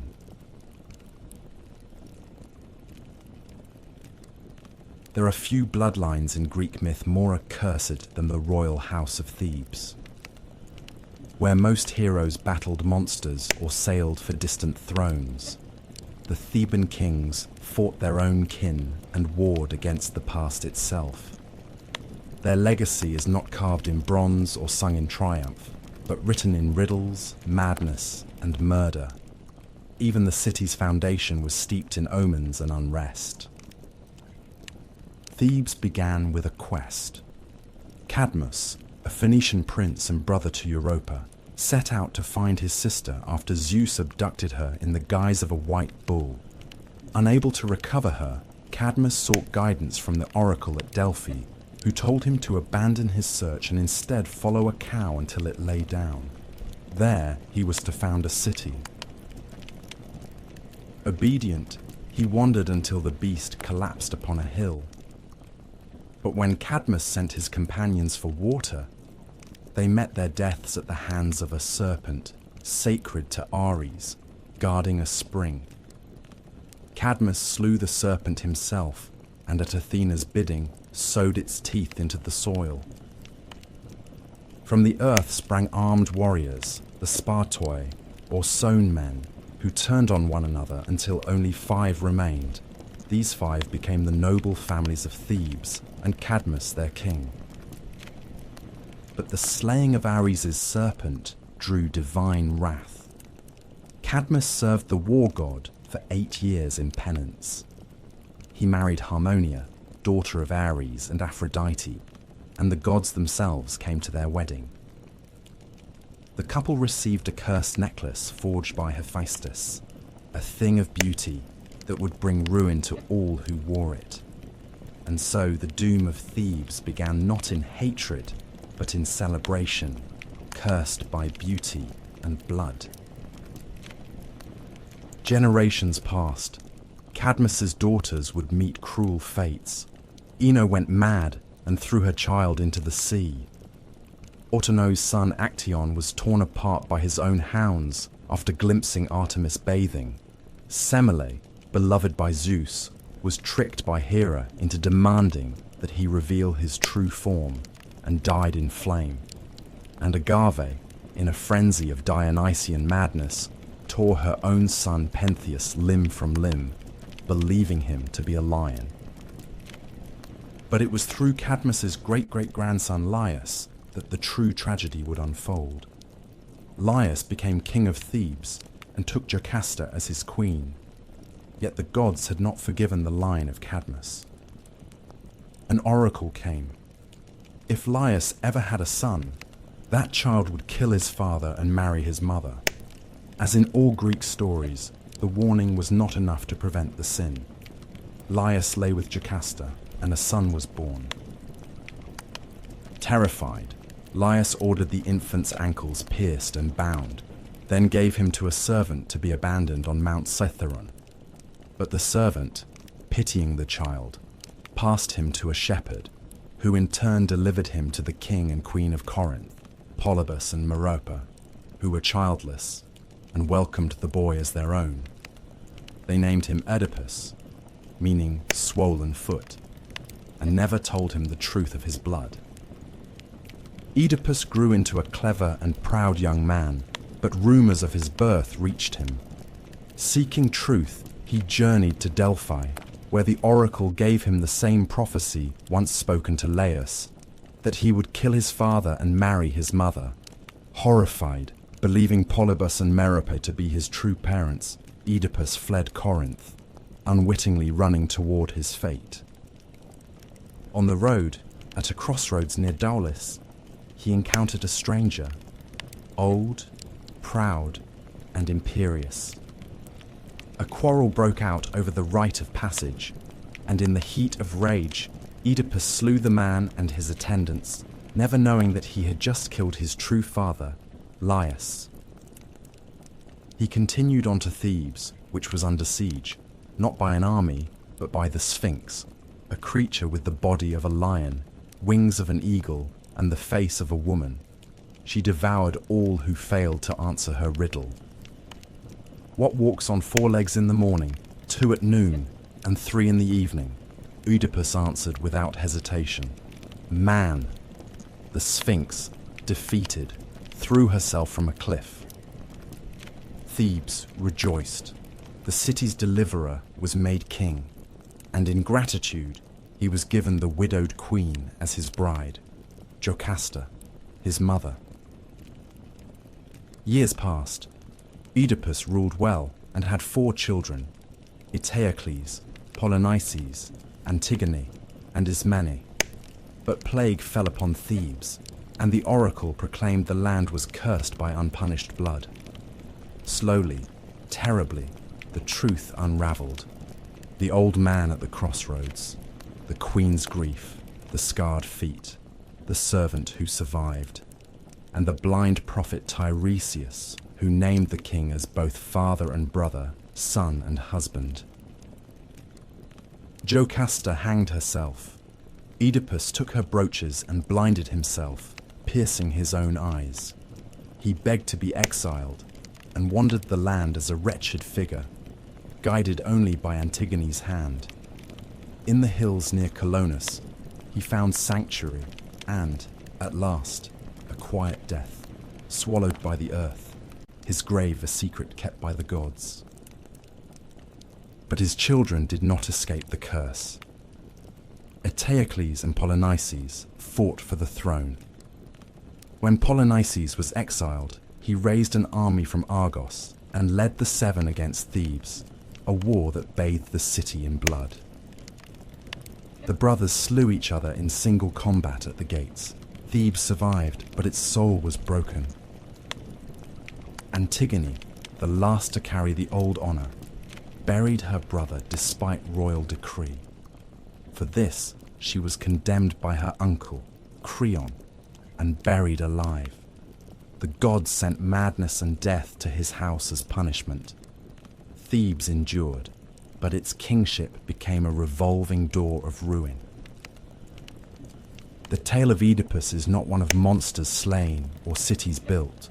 It is a tale of fate, of how a man may do all he can to outrun a prophecy and still run straight into its arms. It is a tragedy not born of evil, but of ignorance, of a man who sought the truth and was destroyed by it. The house of Thebes, for all its glory, was built upon the bones of serpents and riddles, and no riddle, no matter how cleverly answered, can change the will of the gods. Of all the wars that ever ravaged mortal soil, none would echo louder than the one fought for a woman's face, a war of oaths and pride, of beauty and betrayal, of gods and kings and the fall of empires. It began not with spears or fire, but with a wedding, one that all the gods were invited to, save for one. Eris, goddess of discord, was not welcome at the marriage of Peleus and Thetis, the sea nymph fated to bear a son greater than his father. In her fury, Eris cast into the feast a golden apple, inscribed with 3 words that would shatter kingdoms: to the fairest. The apple was claimed by Hera, Athena, and Aphrodite, each believing herself most worthy of its gleam. To settle the dispute, they turned to a mortal shepherd prince, Paris, son of King Priam of Troy, who had been exiled to the hills after an omen foretold he would one day burn the city of his birth. The gods brought him to judgment on Mount Ida, and one by one they offered bribes. Hera promised kingship over all men.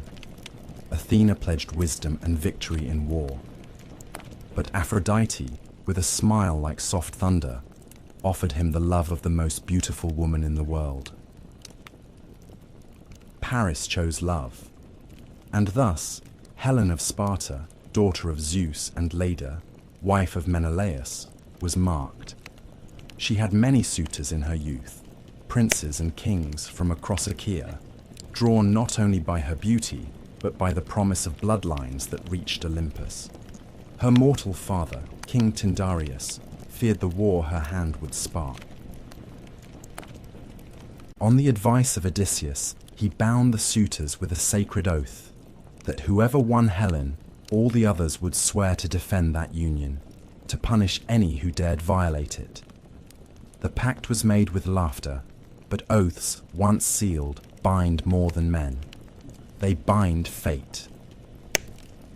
Menelaus, brother to King Agamemnon of Mycenae, won her hand. Their rule in Sparta was just, their kingdom strong. But when Paris came to visit, under the pretense of peace and guest right, he saw Helen and saw in her the prize Aphrodite had promised. Whether she went with him willingly or was taken remains a matter of song and shadow. The poets disagree, but when Paris sailed back across the Aegean, Helen was with him, and in that hour the war began. Menelaus raged. He called upon the oath, and all who had sworn it answered: Odysseus of Ithaca, clever and reluctant; Nestor, the old sage of Pylos; Ajax the greater, son of Telamon, towering and grim; Ajax the lesser, swift and fierce; Diomedes of Argos, brave and battle-hungry; Idomeneus of Crete, stalwart and steady. From all the corners of Hellas they came, kings, princes, and warlords. Only 2 held back. Odysseus, who pretended madness, sowing salt into his fields until a clever envoy placed his infant son before the plough, and Achilles, son of Thetis, who was hidden by his mother among the daughters of Lycomedes, dressed in silk to escape a fate she foresaw. But the Greeks found him, Odysseus again, tricking Achilles with a spear and shield amid gifts of jewelry, and the boy chose war. They gathered at Aulis, a fleet of 1,000 ships, bronze gleaming and sails like thunderclouds. But the winds did not rise. The ships sat idle, and the men grew restless. The seer Calchas revealed that Artemis had been offended, perhaps by a boast, perhaps by a slain stag, and that only a great sacrifice would appease her. The name he spoke was Iphigenia, daughter of Agamemnon. There are stories, of lies told to bring her to Aulis under the guise of marriage to Achilles, of her weeping mother Clytemnestra, of the moment the blade fell, or of a last-moment rescue, with Artemis spiriting the girl away and replacing her with a deer. But in most tellings the blood was real, and the gods watched as the king killed his own child for the sake of war. The winds came. The fleet sailed east, and the world changed. The Greeks set foot on Trojan shores, not as raiders, but as judgment itself. For 10 years they would camp beneath the walls of Ilium, the great city ruled by Priam, defended by his sons, Hector, noble and doomed, Paris, beautiful and weak, Deiphobus, Helenus, and the others. The gods chose sides. Hera, Athena, and Poseidon stood with the Greeks. Aphrodite, Ares, Apollo, and Artemis favored the Trojans. Only Zeus tried to stay above it, but even he would bend, pulled by fate and family.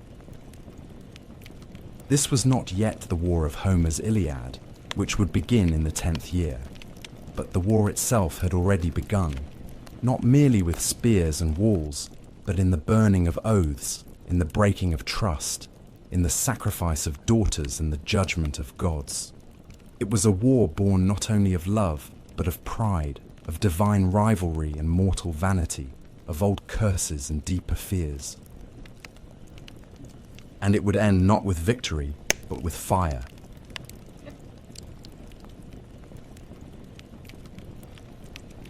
By the time Homer's Iliad begins, the war at Troy has endured for 9 long years. The Greeks, those stern-faced kings who had once come roaring across the Aegean, had settled into a grim rhythm of siege and survival. What had begun in fury and fire became something colder, slower, more desperate. They built black-walled camps along the shore, hauled their ships high upon the sand, and sent out raiding parties day after day, not just to battle, but to feed their armies. The war dragged on like an old wound that would not heal, and both sides felt the infection deepening. The Trojans, safe behind their mighty walls, raised, it was said, by Poseidon himself and the mortal builder Apollo had once served in penance, suffered but endured. The fields outside the city had long been razed. Their allies came from the east and north, Sarpedon of Lycia, Memnon of Ethiopia, and others, bringing new life to an old cause. And yet the Greeks would not leave, not without Helen. Pride held them there as much as oaths. The war had become a matter of legacy. But war does not live in walls and ships. It lives in the hearts of men. And in this war, 2 hearts burned hotter than the rest.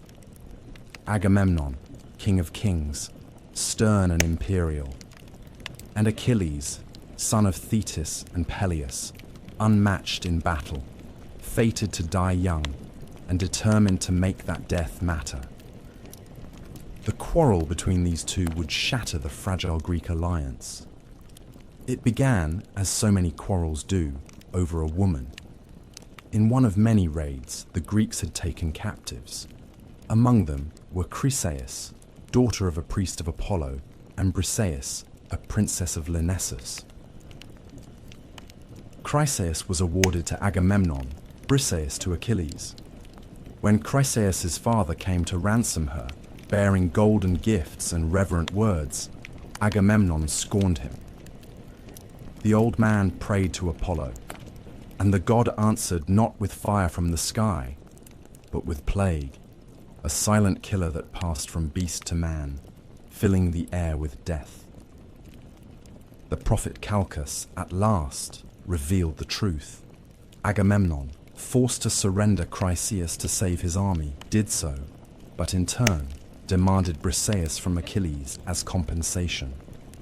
It was a slight Achilles could not endure. He rose from the council in fury, called Agamemnon a greedy coward, and swore an oath before the gods. He would no longer fight for the Greeks, let them bleed without him. And so he withdrew to his tent, and with him went the Myrmidons, his elite warriors, silent and dangerous, forged for war. From that moment, the tide turned. Without Achilles, the Greeks began to suffer. The Trojans pressed harder. Hector, son of Priam and champion of Troy, led the charge with a quiet, noble fury. He was not Paris, who had brought the war, nor Deiphobus, who sought glory. Hector was the heart of the city, a husband, a father, a prince who carried the burden of his people not in pride, but in duty. Day by day the Trojans pushed the Greeks back to the sea. Ships were set ablaze, heroes fell. Protesilaus, the first Greek to leap ashore, had died in the first skirmish. Now Patroclus, friend and companion of Achilles, watched the losses mount with growing despair. Some say Patroclus was a friend, others a lover, but all agree he was the only one who could reach Achilles in his grief and fury. When the Trojans breached the Greek defenses and threatened to burn the ships, Patroclus begged Achilles to let him fight in his stead. He wore the hero's armor, rode his chariot, led the Myrmidons into battle, and for a time, the Greeks rallied. But Patroclus, flushed with borrowed glory, went too far. He reached the gates of Troy, and there he met Hector. Their duel was brutal, and it ended with Patroclus falling beneath Hector's spear, and with him fell whatever peace remained in Achilles' heart. When Achilles learned of his death, his grief shook the camp. He did not weep like a man, he howled like a storm god, filled with rage and ruin. He returned to battle, not for glory, not for oaths, but for vengeance. His mother, Thetis, brought him new armor forged by Hephaestus himself, bronze that gleamed like the sun, a shield carved with the history of the world. Then Achilles went to war. No one could stand against him. He slaughtered men by the dozen, chariots overturned, blood staining the dust. He chased Hector around the walls of Troy 3 times before they met in single combat. Hector fought bravely, but Achilles was a fire no water could quench. He struck Hector down, pierced him through, and in rage, dragged his body behind his chariot, circling the city day after day, denying the dead prince the dignity of burial. It was Priam, the old king of Troy, who brought an end to that madness. At night, guided by Hermes, he crept into the Greek camp and knelt before Achilles. He kissed the hands that had killed his son. He spoke not as a king, but as a father, and Achilles finally wept. He returned Hector's body and gave Priam safe passage. For a moment, there was quiet in the war. But peace, as always, was fleeting. Achilles would not survive the war. A poisoned arrow, some say fired by Paris, others guided by Apollo, struck his heel, the only vulnerable part of him. He died in the dust, young and unmatched, and the war dragged on without him. The Iliad ends not with the fall of Troy, but with a funeral and a shared grief. Yet the war still loomed. The gods were not finished, nor were the Greeks. The wooden horse had not yet been carved. The gates had not yet opened, but the blood had been spilled, and the tide would soon turn. The war had bled the land dry. 10 years of siege had turned warriors into husks, kings into ghosts, and heroes into memories. Troy, once golden, stood behind its walls like an old lion surrounded by wolves. The sons of Priam had fallen one by one. Hector, the shield of the city, laid low by Achilles. Troilus, struck down while still a boy. Polydorus, slaughtered in betrayal. The Trojans fought with the desperation of men defending not just stone, but history. And yet they endured, year after year, while the Greeks grew weary and restless beside their smoking campfires. Then, just as the gods began to turn their gaze elsewhere, the Greeks vanished. At dawn, the Trojans climbed their towers and saw no sails upon the sea. The ships were gone. In their place, on the plain outside the Scaean gate, stood a colossal wooden horse, tall as a temple, its flanks stitched from smooth planked cedar, its mane carved in honor of Poseidon. No soldiers stirred, no weapons clashed. The war, it seemed, had ended in silence. Troy did not rejoice easily. Priam, old and cautious, questioned what he saw. Others urged caution. But it was Sinon, a cunning Greek left behind, who broke the city's fate wide open. Pretending to be a deserter, he spun a tale so clever it might have come from Odysseus's own mouth. The horse, he said, was an offering to Athena, a peace token left behind after the Greeks had sailed away. If the Trojans brought it into their city, it would guarantee their dominance for generations. But if they dared destroy it, ruin would follow. Only Laocoon, priest of Poseidon, spoke the truth. "Beware Greeks bearing gifts," he warned, and hurled a spear into the side of the horse. The wood groaned. Something shifted within. But in that moment, as if the gods themselves had tired of warning men, a pair of sea serpents, great and coiled, with eyes like burning coals, rose from the surf and crushed Laocoon and his sons in their coils. The people, seeing this, called it a sign. Troy had refused the gods' gift once before. They would not do so again. With ropes and wheels, with cheers and hymns, they brought the horse inside their walls. That night, while the city feasted and the fires died down to embers, a trapdoor in the belly of the beast opened with a groan like thunder. Out came Odysseus, Menelaus, Neoptolemus, Diomedes, and others, hand-picked for cruelty and cunning. At the same hour, the Greek fleet, hidden on the nearby isle of Tenedos, returned silently under cover of night. Troy slept. What followed was not war. It was slaughter. Neoptolemus, the son of Achilles, stormed through the palace like a black wind.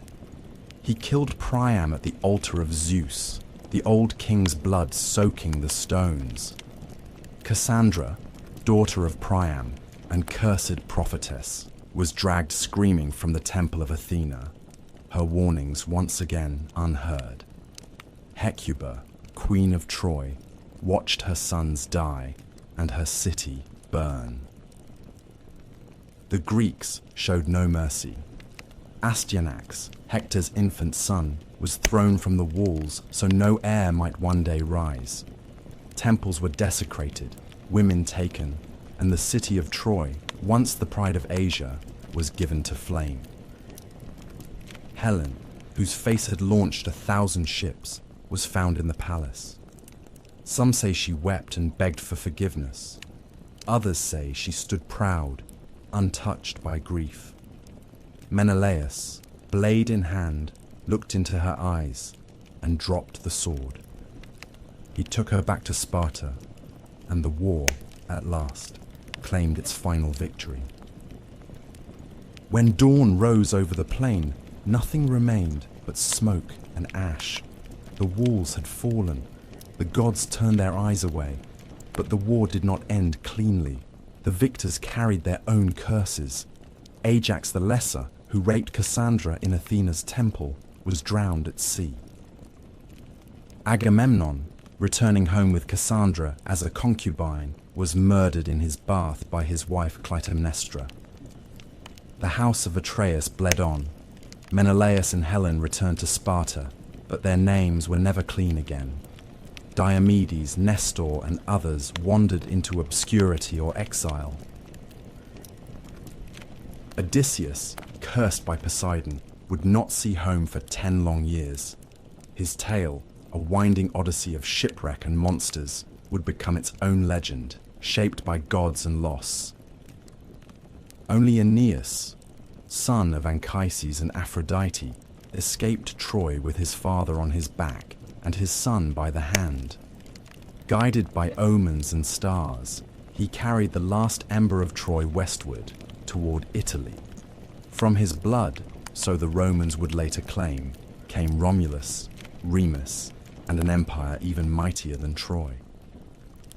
The fall of Troy was not just the end of a city, it was the end of an age, the heroic age, where men dined with gods, where glory mattered more than peace, and where fate was carved into flesh and stone.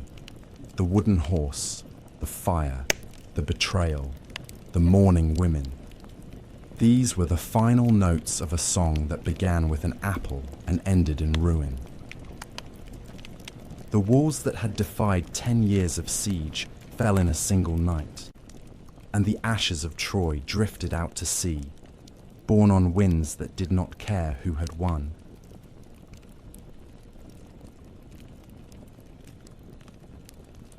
The fall of Troy was not the end of the story, but the beginning of another kind of tragedy, one not fought in open fields or high-walled cities, but on dark seas, in storm-tossed galleys, and in the crumbling halls of once proud kings. For those who survived the war, the journey home would prove far more perilous than the war itself. The gods, unappeased by the sack of Troy, turned their fury against the victors. The winds that had once carried them to war now scattered them like leaves across the face of the world.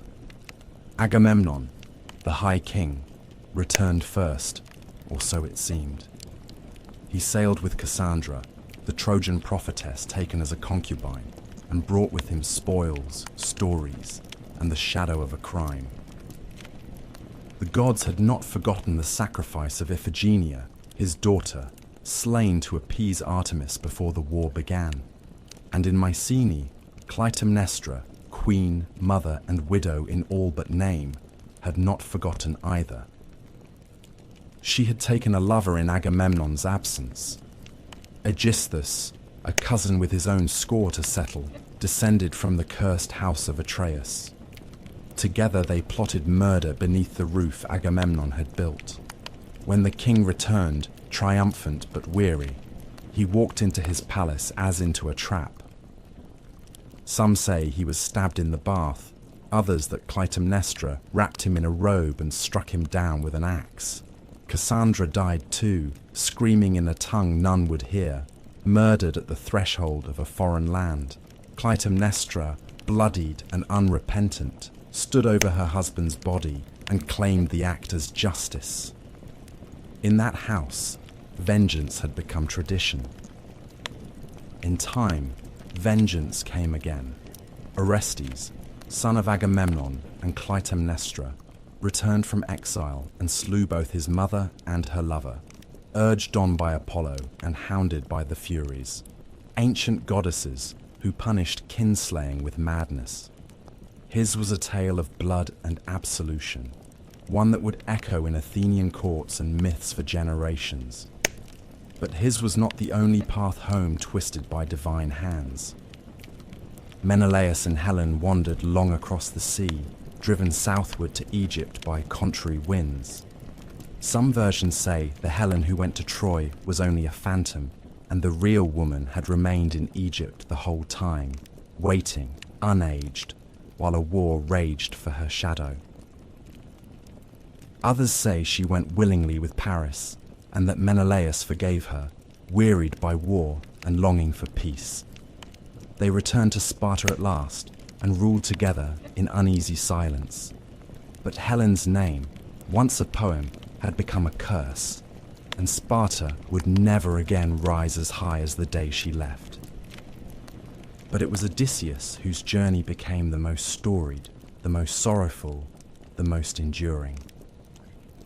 After Troy, he sailed not for home, but into a 10-year trial by sea, caught between the wrath of Poseidon and the whims of fate. He was no innocent.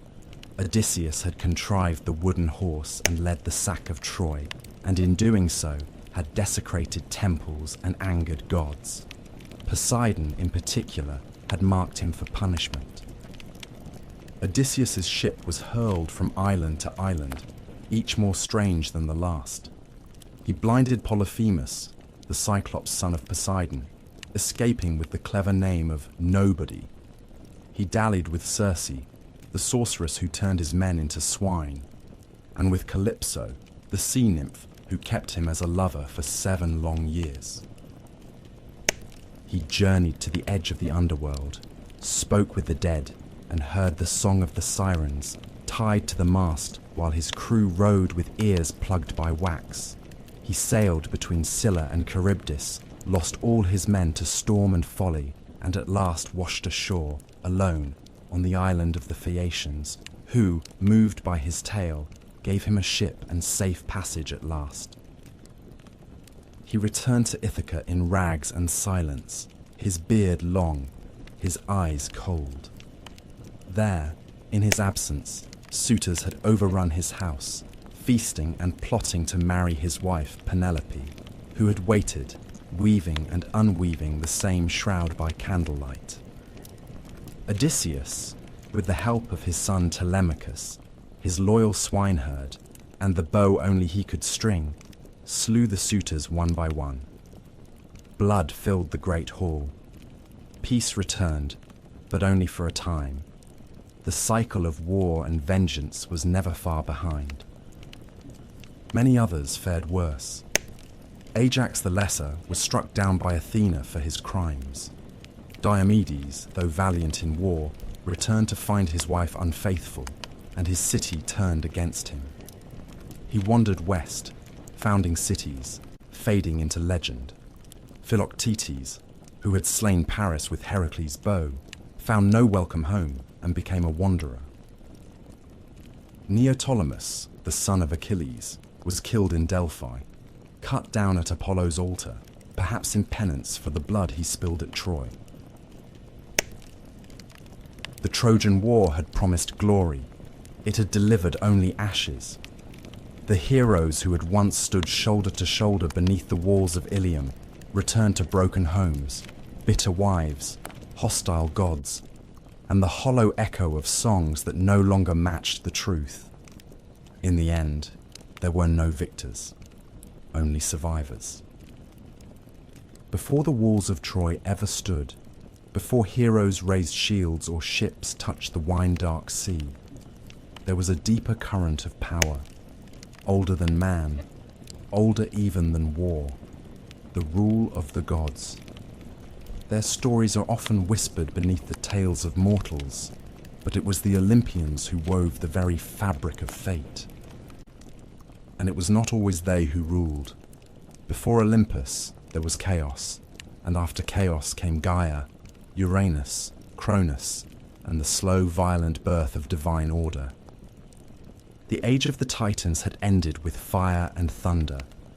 Zeus, youngest of Cronus's children, had risen against his father, freed his siblings from the belly of the sky god, and cast the Titans into the black pit of Tartarus. In their place rose the Olympians, 12 in number, though their names and thrones shifted with time. Zeus, Hera, Poseidon, Demeter, Hestia, Athena, Apollo, Artemis, Ares, Aphrodite, Hephaestus, and Hermes. Upon Mount Olympus they built a new order, not kinder than the one before, but shrewder, more complex, and far more entangled with the fates of mortals. Zeus ruled from his golden throne, the thunderbolt always within reach, his voice law among gods and men. But his rule was not born solely from strength. He was a king who understood alliances, who rewarded loyalty and punished betrayal. He divided the world among his brothers, the sky for himself, the sea to Poseidon, and the underworld to Hades. Earth and Olympus they shared in uneasy balance. Around him, the new pantheon took shape. Hera, his sister and queen, reigned as goddess of marriage and childbirth, though her days were spent in fury and suspicion, for Zeus was never faithful. His liaisons were countless, with goddesses, nymphs, and mortal women alike, each union producing children who would rattle the world: Heracles, Perseus, Helen, Minos, and many more. Hera, ever watchful, punished his lovers and their offspring with wrath both cold and enduring. Beside them stood Athena, born not from a womb, but from Zeus's own skull, fully formed and armored, the goddess of wisdom and warcraft. She favored mortals who used cleverness over brute force, Odysseus above all, and guided cities like Athens to flourish under law and reason. Unlike Ares, who delighted in slaughter, Athena's warfare was disciplined and precise.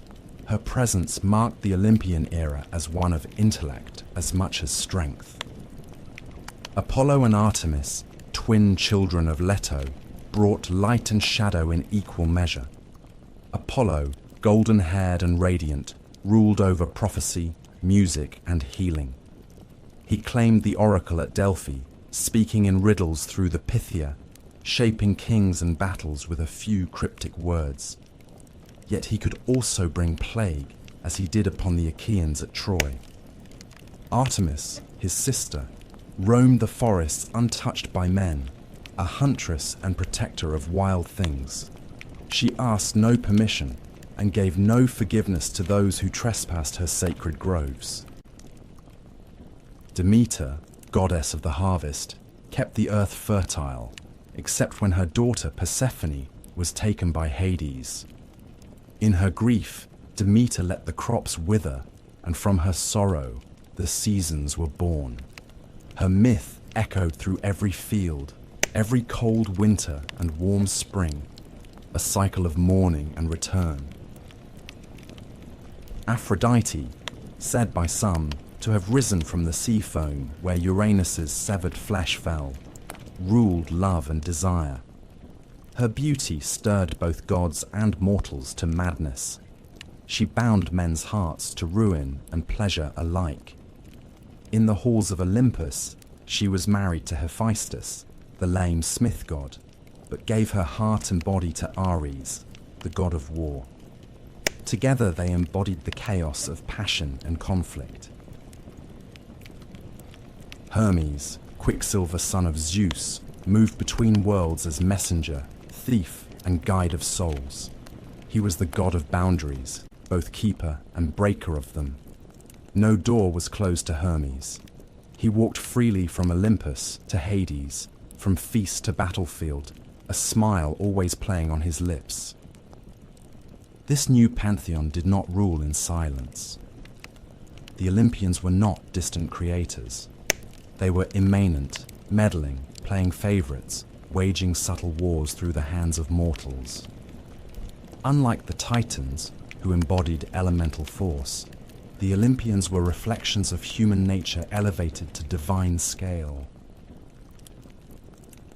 Their loves were messy, their grudges eternal, their pride vast. They helped and hindered as whim dictated. Cities were founded in their honor. Sacrifices were burned for their favor.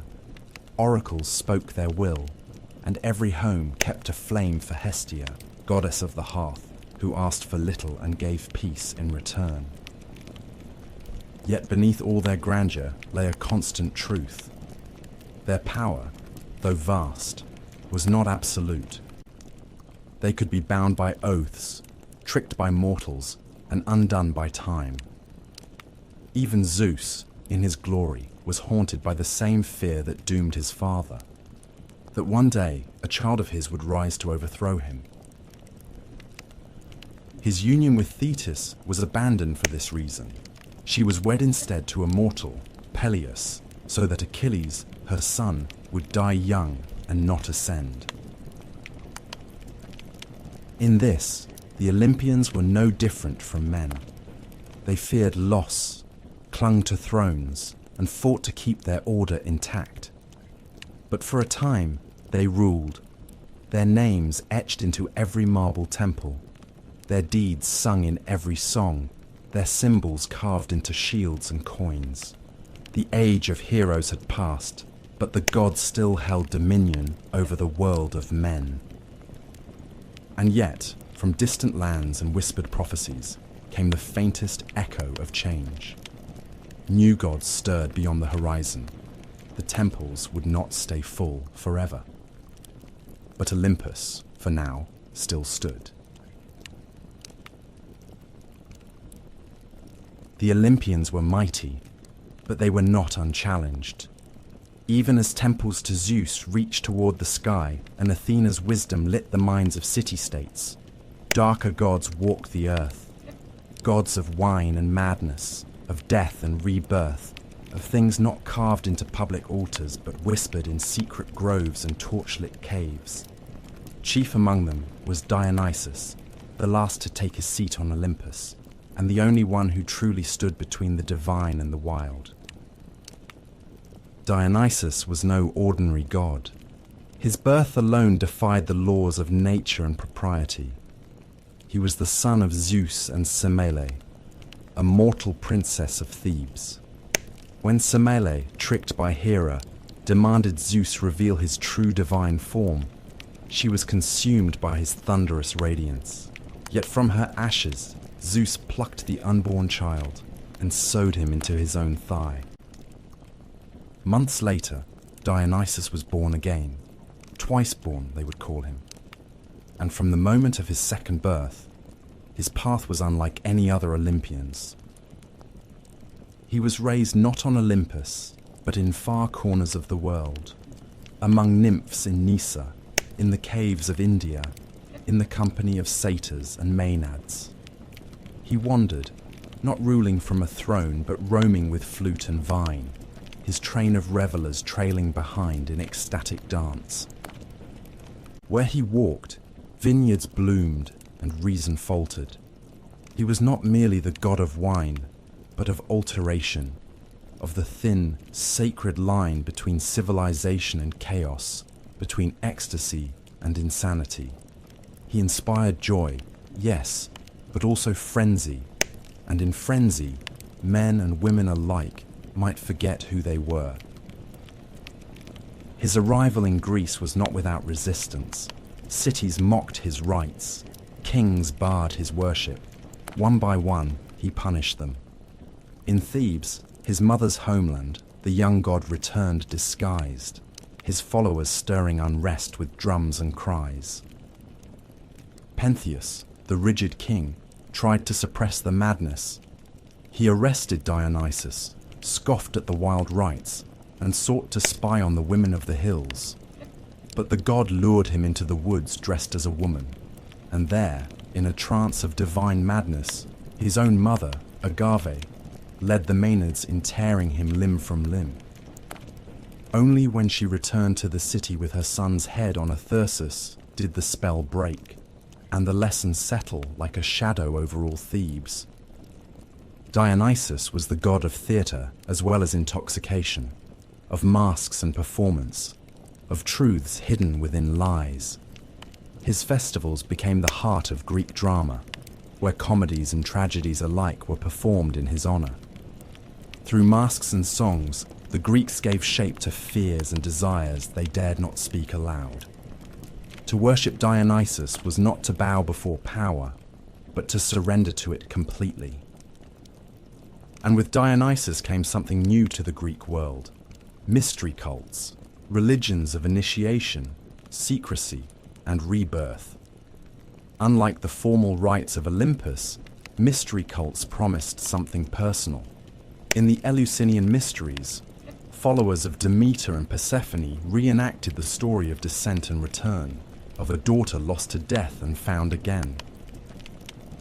The Orphics, followers of the poet-mystic Orpheus, spoke of Dionysus as a god torn apart and resurrected, a god whose suffering brought wisdom and whose rites promised freedom from the cycle of rebirth. These mysteries did not reject the Olympians, but they moved beneath them, quieter and deeper. They offered hope where the thundering gods gave only law. They whispered of a soul that could endure, that could transcend the mortal body. And in that promise, the old certainties began to tremble. Even on Olympus, the cracks began to show. The gods feuded more bitterly. Ares and Athena vied for the hearts of warriors. Apollo fell in love too often and too fatally. Hyacinthus, Daphne, Coronis, leaving death and transformation in his wake.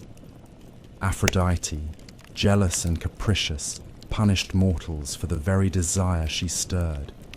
The gods began to resemble the mortals they ruled, proud, fickle, wounded, and lost. In Dionysus, the Olympian order met its mirror and its undoing. He was divine, and yet lived as a wanderer. He brought joy, yet left madness. He tore down kings and raised up peasants. And most importantly, he changed the nature of divinity itself. The gods were no longer aloof and eternal. Through mystery, through ritual, through wine and song and madness, mortals could feel the breath of God within them, not in temples, but in themselves. And somewhere in the distance, beyond the wine-dark seas and the marble columns, new gods stirred. Rome was rising, the world was changing, and Olympus, for all its thrones and thunders, could already feel the wind shifting on the mountaintop. The Olympians, for all their immortality and glory, did not confine their stories to the high halls of Olympus. They descended again and again into the world of men. In the form of lovers, tempters, warriors, or punishers, they mingled with mortals and left behind not just oracles or omens, but children. These children of gods and mortals, demigods, were born into a world that neither fully embraced them nor could ever fully contain them. Some became kings, others monsters, but a few became legends, their stories lasting longer than the walls of Troy or even the temples of the gods who sired them. Foremost among these was Heracles, the son of Zeus and Alcmene, a mortal queen of Thebes. His conception was marked by trickery. Zeus came to Alcmene in the form of her husband, drawing out the night so that it lasted twice as long. From that deception, Heracles was born, already shadowed by Hera's wrath. For Hera, the queen of heaven, could never abide her husband's infidelities, and she made the life of Heracles a crucible of torment. While still in his cradle, she sent serpents to kill him, and the infant strangled them with his bare hands. Heracles grew into a man of impossible strength, but it was not brute force that defined his legend. It was penance. In a fit of divinely sent madness, Hera's vengeance again, he killed his wife and children.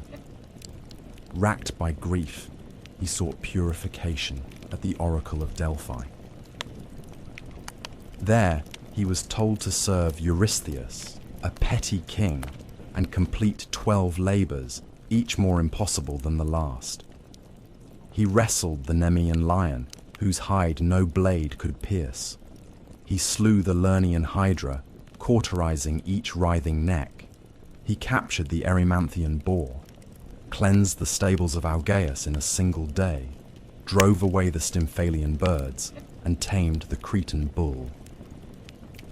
He stole the girdle of Hippolyta, queen of the Amazons, seized the cattle of Geryon, fetched the golden apples of the Hesperides, and descended into Hades to bring back the hound Cerberus. Each trial was more than a feat of strength. They were encounters with death, with the edge of the world, with the very fabric of human suffering. Through them, Heracles became more than a hero. He became a symbol of mortal endurance, of pain redeemed through effort.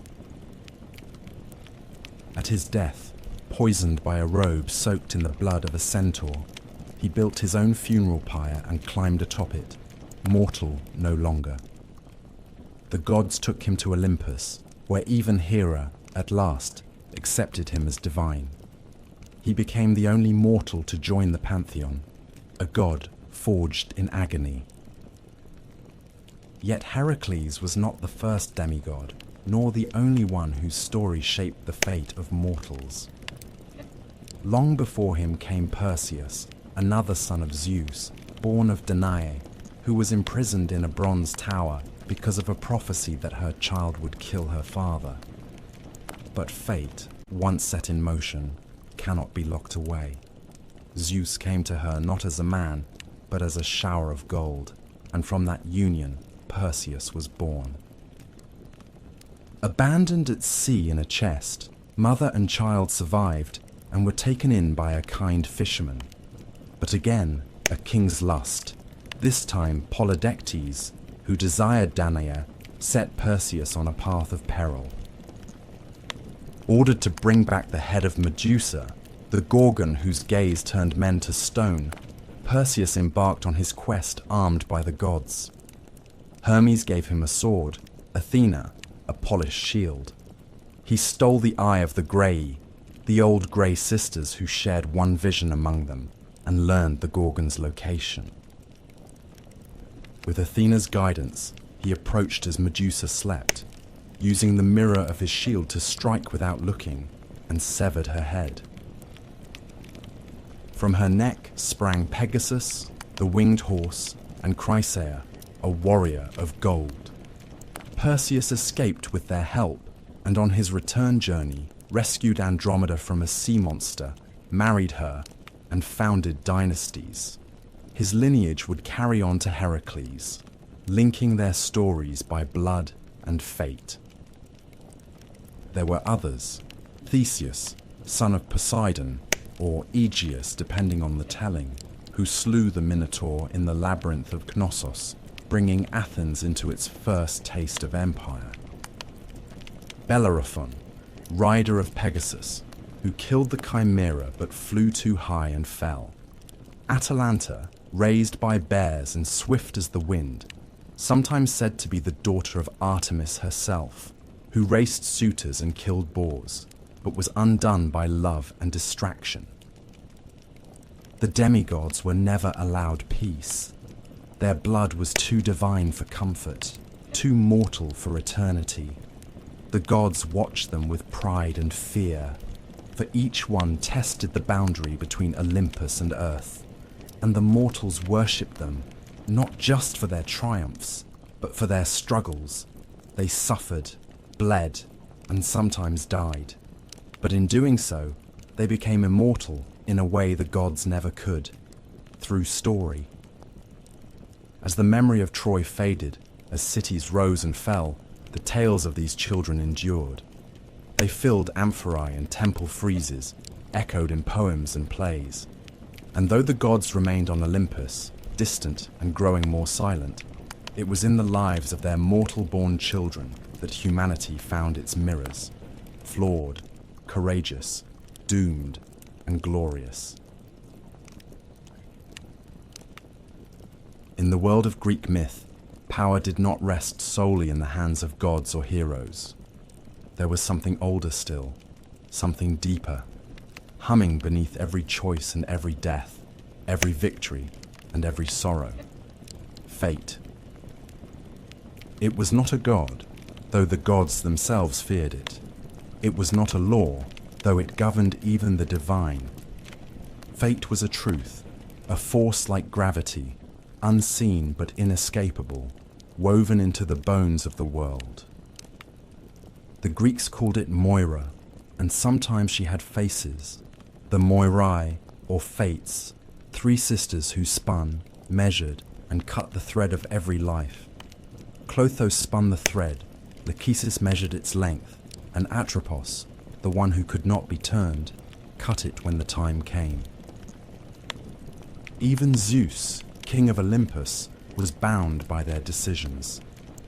He might thunder and plead, but if Atropos raised her shears, no power in heaven or earth could stay her hand. And so, if fate ruled all, what hope had man? The answer lay in omens and oracles, the strange subtle language of the gods and the signs sent to those who dared to read them. The Greeks did not believe they could change their fates, but they believed they might understand them. To see the future was to brace oneself against it, to try, perhaps vainly, to prepare the soul. The most famous oracle in all of Greece was at Delphi, where Apollo spoke through the Pythia, a woman seated upon a tripod over a steaming chasm in the temple's stone floor. She inhaled vapors, slipped into trance, and delivered the words of the god in riddles and fragments. Kings, generals, and common men came to her, some to seek glory, others merely survival. But her words were never straightforward. Apollo did not deal in certainties. A prophecy, like a blade, could cut both ways. So many stories twisted around her cryptic pronouncements. Croesus, king of Lydia, asked the oracle if he should wage war on the Persians. She told him that if he crossed the river, he would destroy a great empire. He did not realize the empire would be his own. Oedipus, too, was told he would kill his father and marry his mother. His parents tried to thwart the prophecy by abandoning him. He, in turn, fled his supposed home to avoid fulfilling it, only to walk straight into its jaws. The oracle, as always, had been correct. It was men's misinterpretation that doomed them. There were other oracles too, at Dodona, where the rustling of sacred oaks revealed the will of Zeus, at Delos, where Leto gave birth to Apollo and Artemis, at Ammon in Libya, and countless smaller shrines where dreams, animal entrails, birds in flight, or the trembling of a flame gave voice to the unknowable. In war, omens were sought before every battle. A flash of lightning, a flight of crows, a sneeze at the wrong moment. These were not trifles. They were warnings, communications from the divine. A general who ignored them risked not only defeat, but cosmic punishment. Sacrifices were made before sea voyages, births, weddings. The entrails of goats and the livers of oxen were studied by seers, who divined the will of the gods in dark, wet patterns of muscle and blood. The art of reading omens became its own power. Seers like Calchas, who guided the Greeks at Troy, or Tiresias, the blind prophet of Thebes, held influence equal to kings. Tiresias in particular, touched by both male and female life, was said to have lived 7 generations, his wisdom unrivaled, his visions sometimes a curse to those who asked for them. But oracles and omens were not mere superstitions. They represented something deeper, the Greek understanding that mortals were not in control. No matter how mighty the hero, how noble the bloodline, how loyal the heart, the wheel of fate turned ever on. And in that turning, all must one day be broken. The gift of prophecy was not power, it was awareness. And awareness, too late, was often indistinguishable from tragedy. Still, men sought prophecy. They climbed mountain paths to Delphi, brought gold and goat blood, asked questions in trembling voices. For even if fate could not be changed, it could be faced. To know the storm was coming was not to stop it, but it was, perhaps, to die with eyes open. In this tension, between knowledge and helplessness, between the known and the feared, the Greeks found meaning. Their stories were not about victory over destiny, but dignity within it. Even the gods watched the loom of the fates, unable to sever the threads they disliked. Hector knew he would die, and still strapped on his armor. Achilles knew he would not return, and still sailed to Troy. Oedipus sought to flee his doom, and instead ran headlong into it. And the Pythia kept breathing, year after year, whispering riddles in the smoke, her voice the cold breath of a world that had already decided what was to come.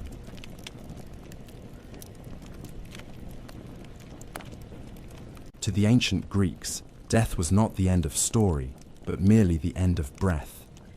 What followed was not heaven or hell in the Christian sense, but a realm both more neutral and more ancient, a land beneath the earth where all the dead, great and small, noble and villainous, made their final journey.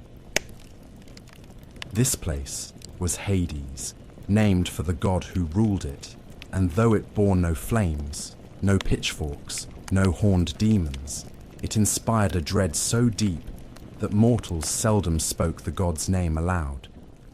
They called him instead Pluton, the wealthy one, for all riches, all veins of silver and gold, came from beneath the earth, and so too did the dead. The geography of the underworld was shaped not by logic, but by myth and memory.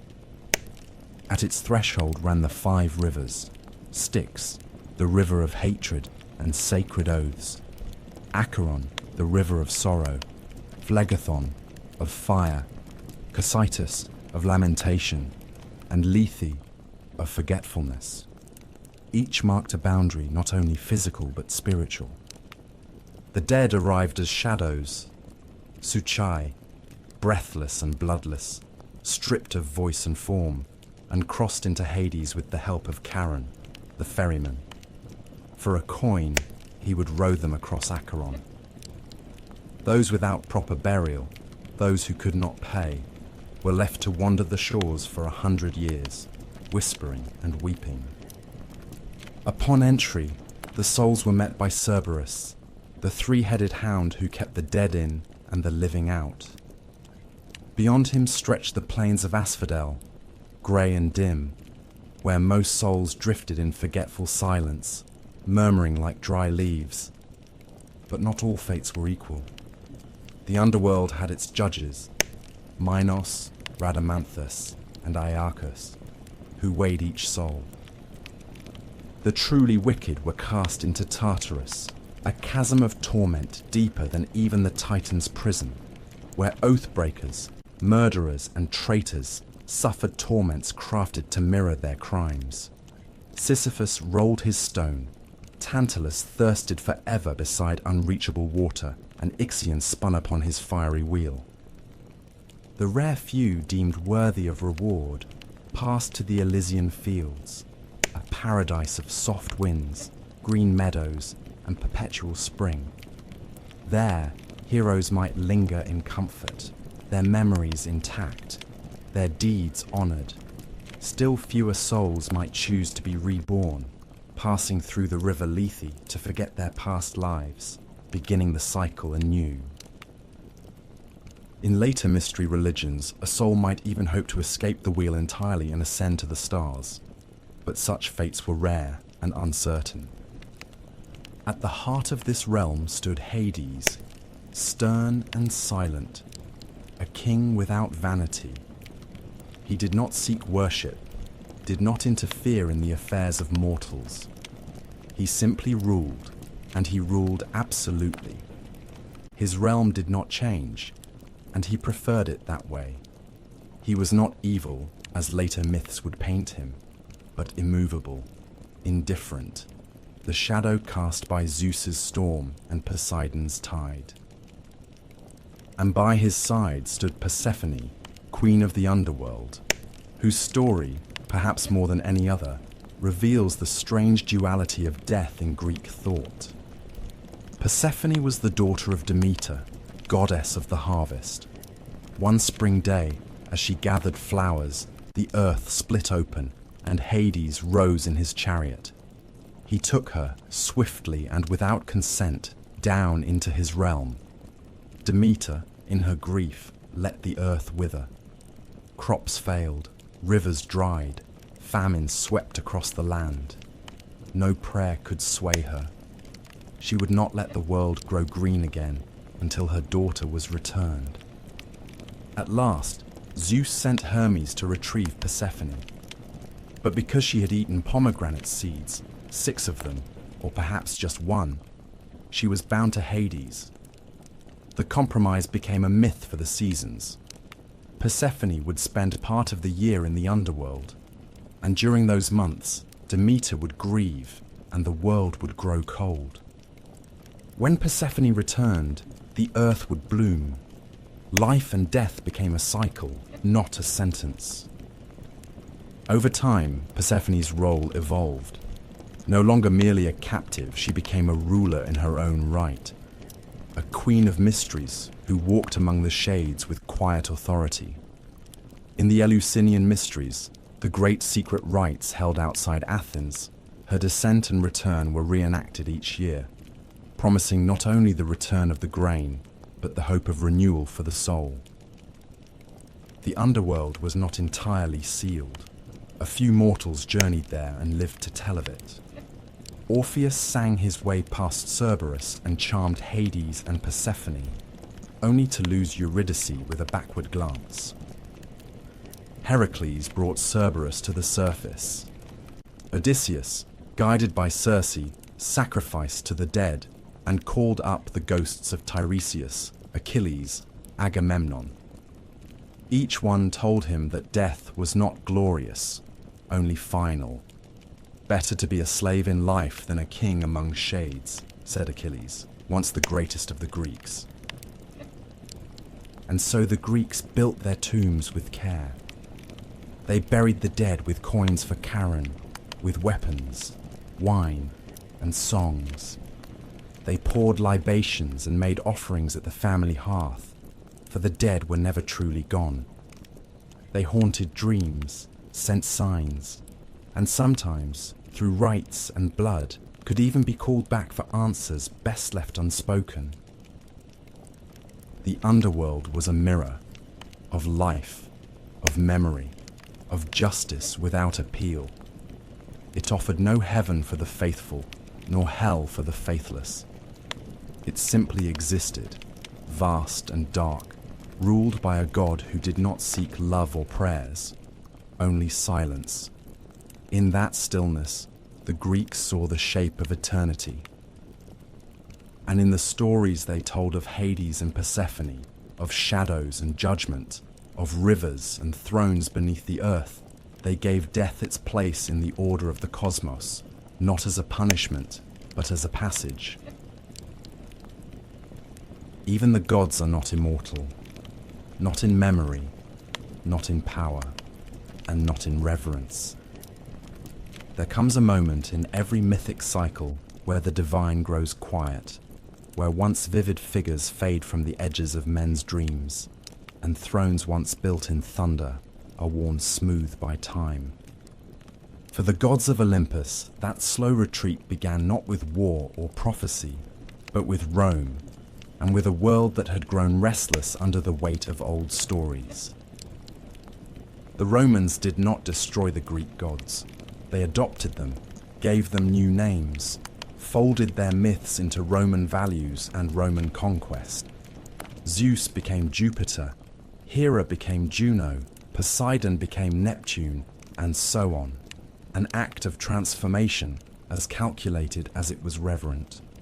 Rome admired the grandeur of Olympus, but it reshaped the gods to better reflect its ideals: order, hierarchy, empire. Jupiter thundered not from a wild peak, but from the Capitoline Hill, dressed in the robes of a lawgiver. The wildness of Dionysus became the cultured Bacchus, and Athena's fierce independence softened in the civic wisdom of Minerva. In literature, the myths lived on. Ovid, in his Metamorphoses, retold the old tales in golden Latin, often with irony, always with poetic grace.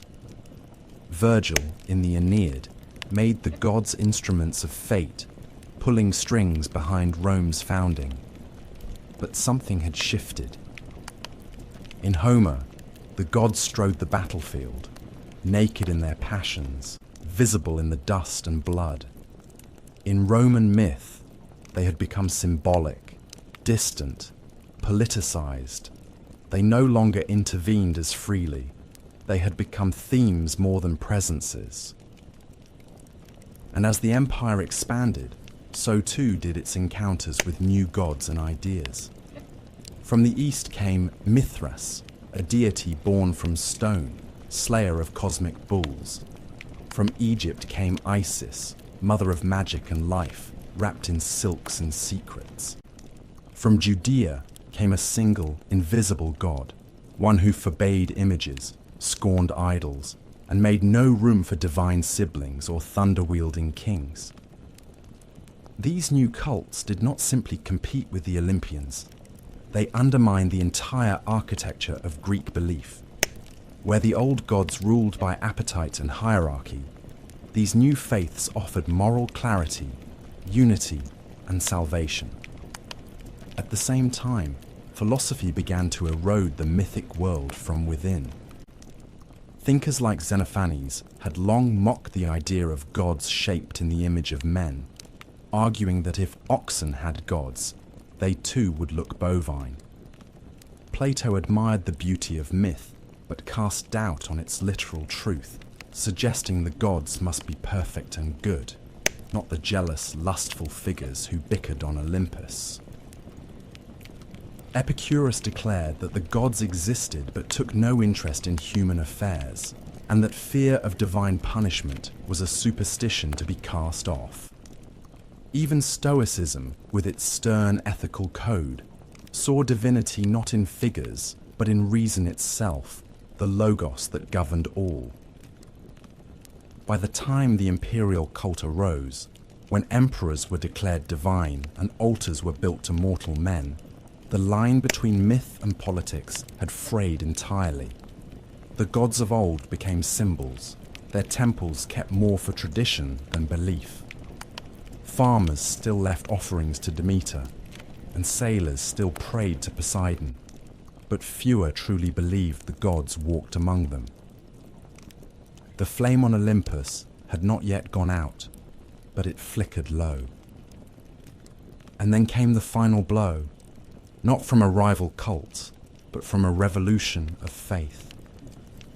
Christianity, once a fringe sect of persecuted believers, began to spread across the empire, carried not by sword, but by word.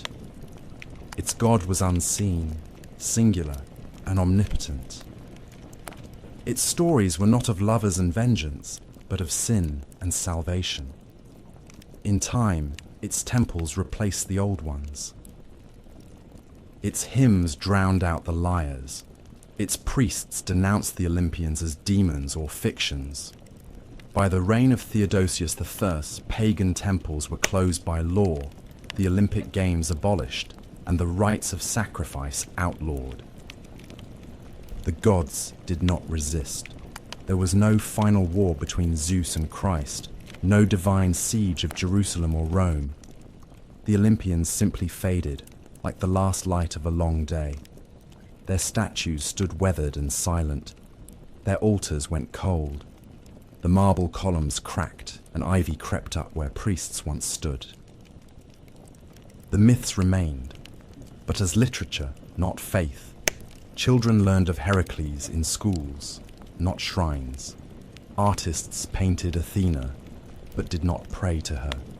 The gods who had once commanded storms and fates were now stories, beautiful, strange, haunting. And yet, they endured. Even as their temples crumbled, they lived on in whispers, in poetry, in the architecture of Western imagination. They returned in Renaissance paintings, in Enlightenment philosophy, in romantic epics and modern retellings. They became archetypes of war and wisdom, of love and betrayal, of hubris and glory. The Greeks had given them human faces, and in doing so had made them eternal in a different way. Though the temples fell and the oracles fell silent, the myths of Olympus did not die. They became echoes, faint at first, like a distant lyre strummed in the wind, then louder as time passed, and the world once again began to listen. For myths, unlike kingdoms, are not bound by stone and sword. They endure in the realm of imagination, and there the gods have always found a way to return. During the long centuries of Christian dominance in Europe, the gods were not worshipped, but neither were they forgotten. Monks and scholars copied ancient texts, sometimes grudgingly, preserving Homer and Hesiod, Euripides and Sophocles, even as they condemned the beliefs these works once sustained. The old stories survived not in temples but in libraries, tucked between sermons and treatises, waiting. And then came the Renaissance, that great turning of the wheel, when Europe looked backward to move forward. In the courts of Florence, in the chapels of Rome, in the minds of thinkers like Petrarch and Erasmus, the gods rose again, not as deities, but as symbols of human nature. Painters draped Aphrodite in seashells and light. Sculptors gave Apollo his bow and grace. Poets invoked the muse once more. Myth was reborn in marble and canvas, not altar and incense. The gods no longer ruled the sky, but they reigned in art.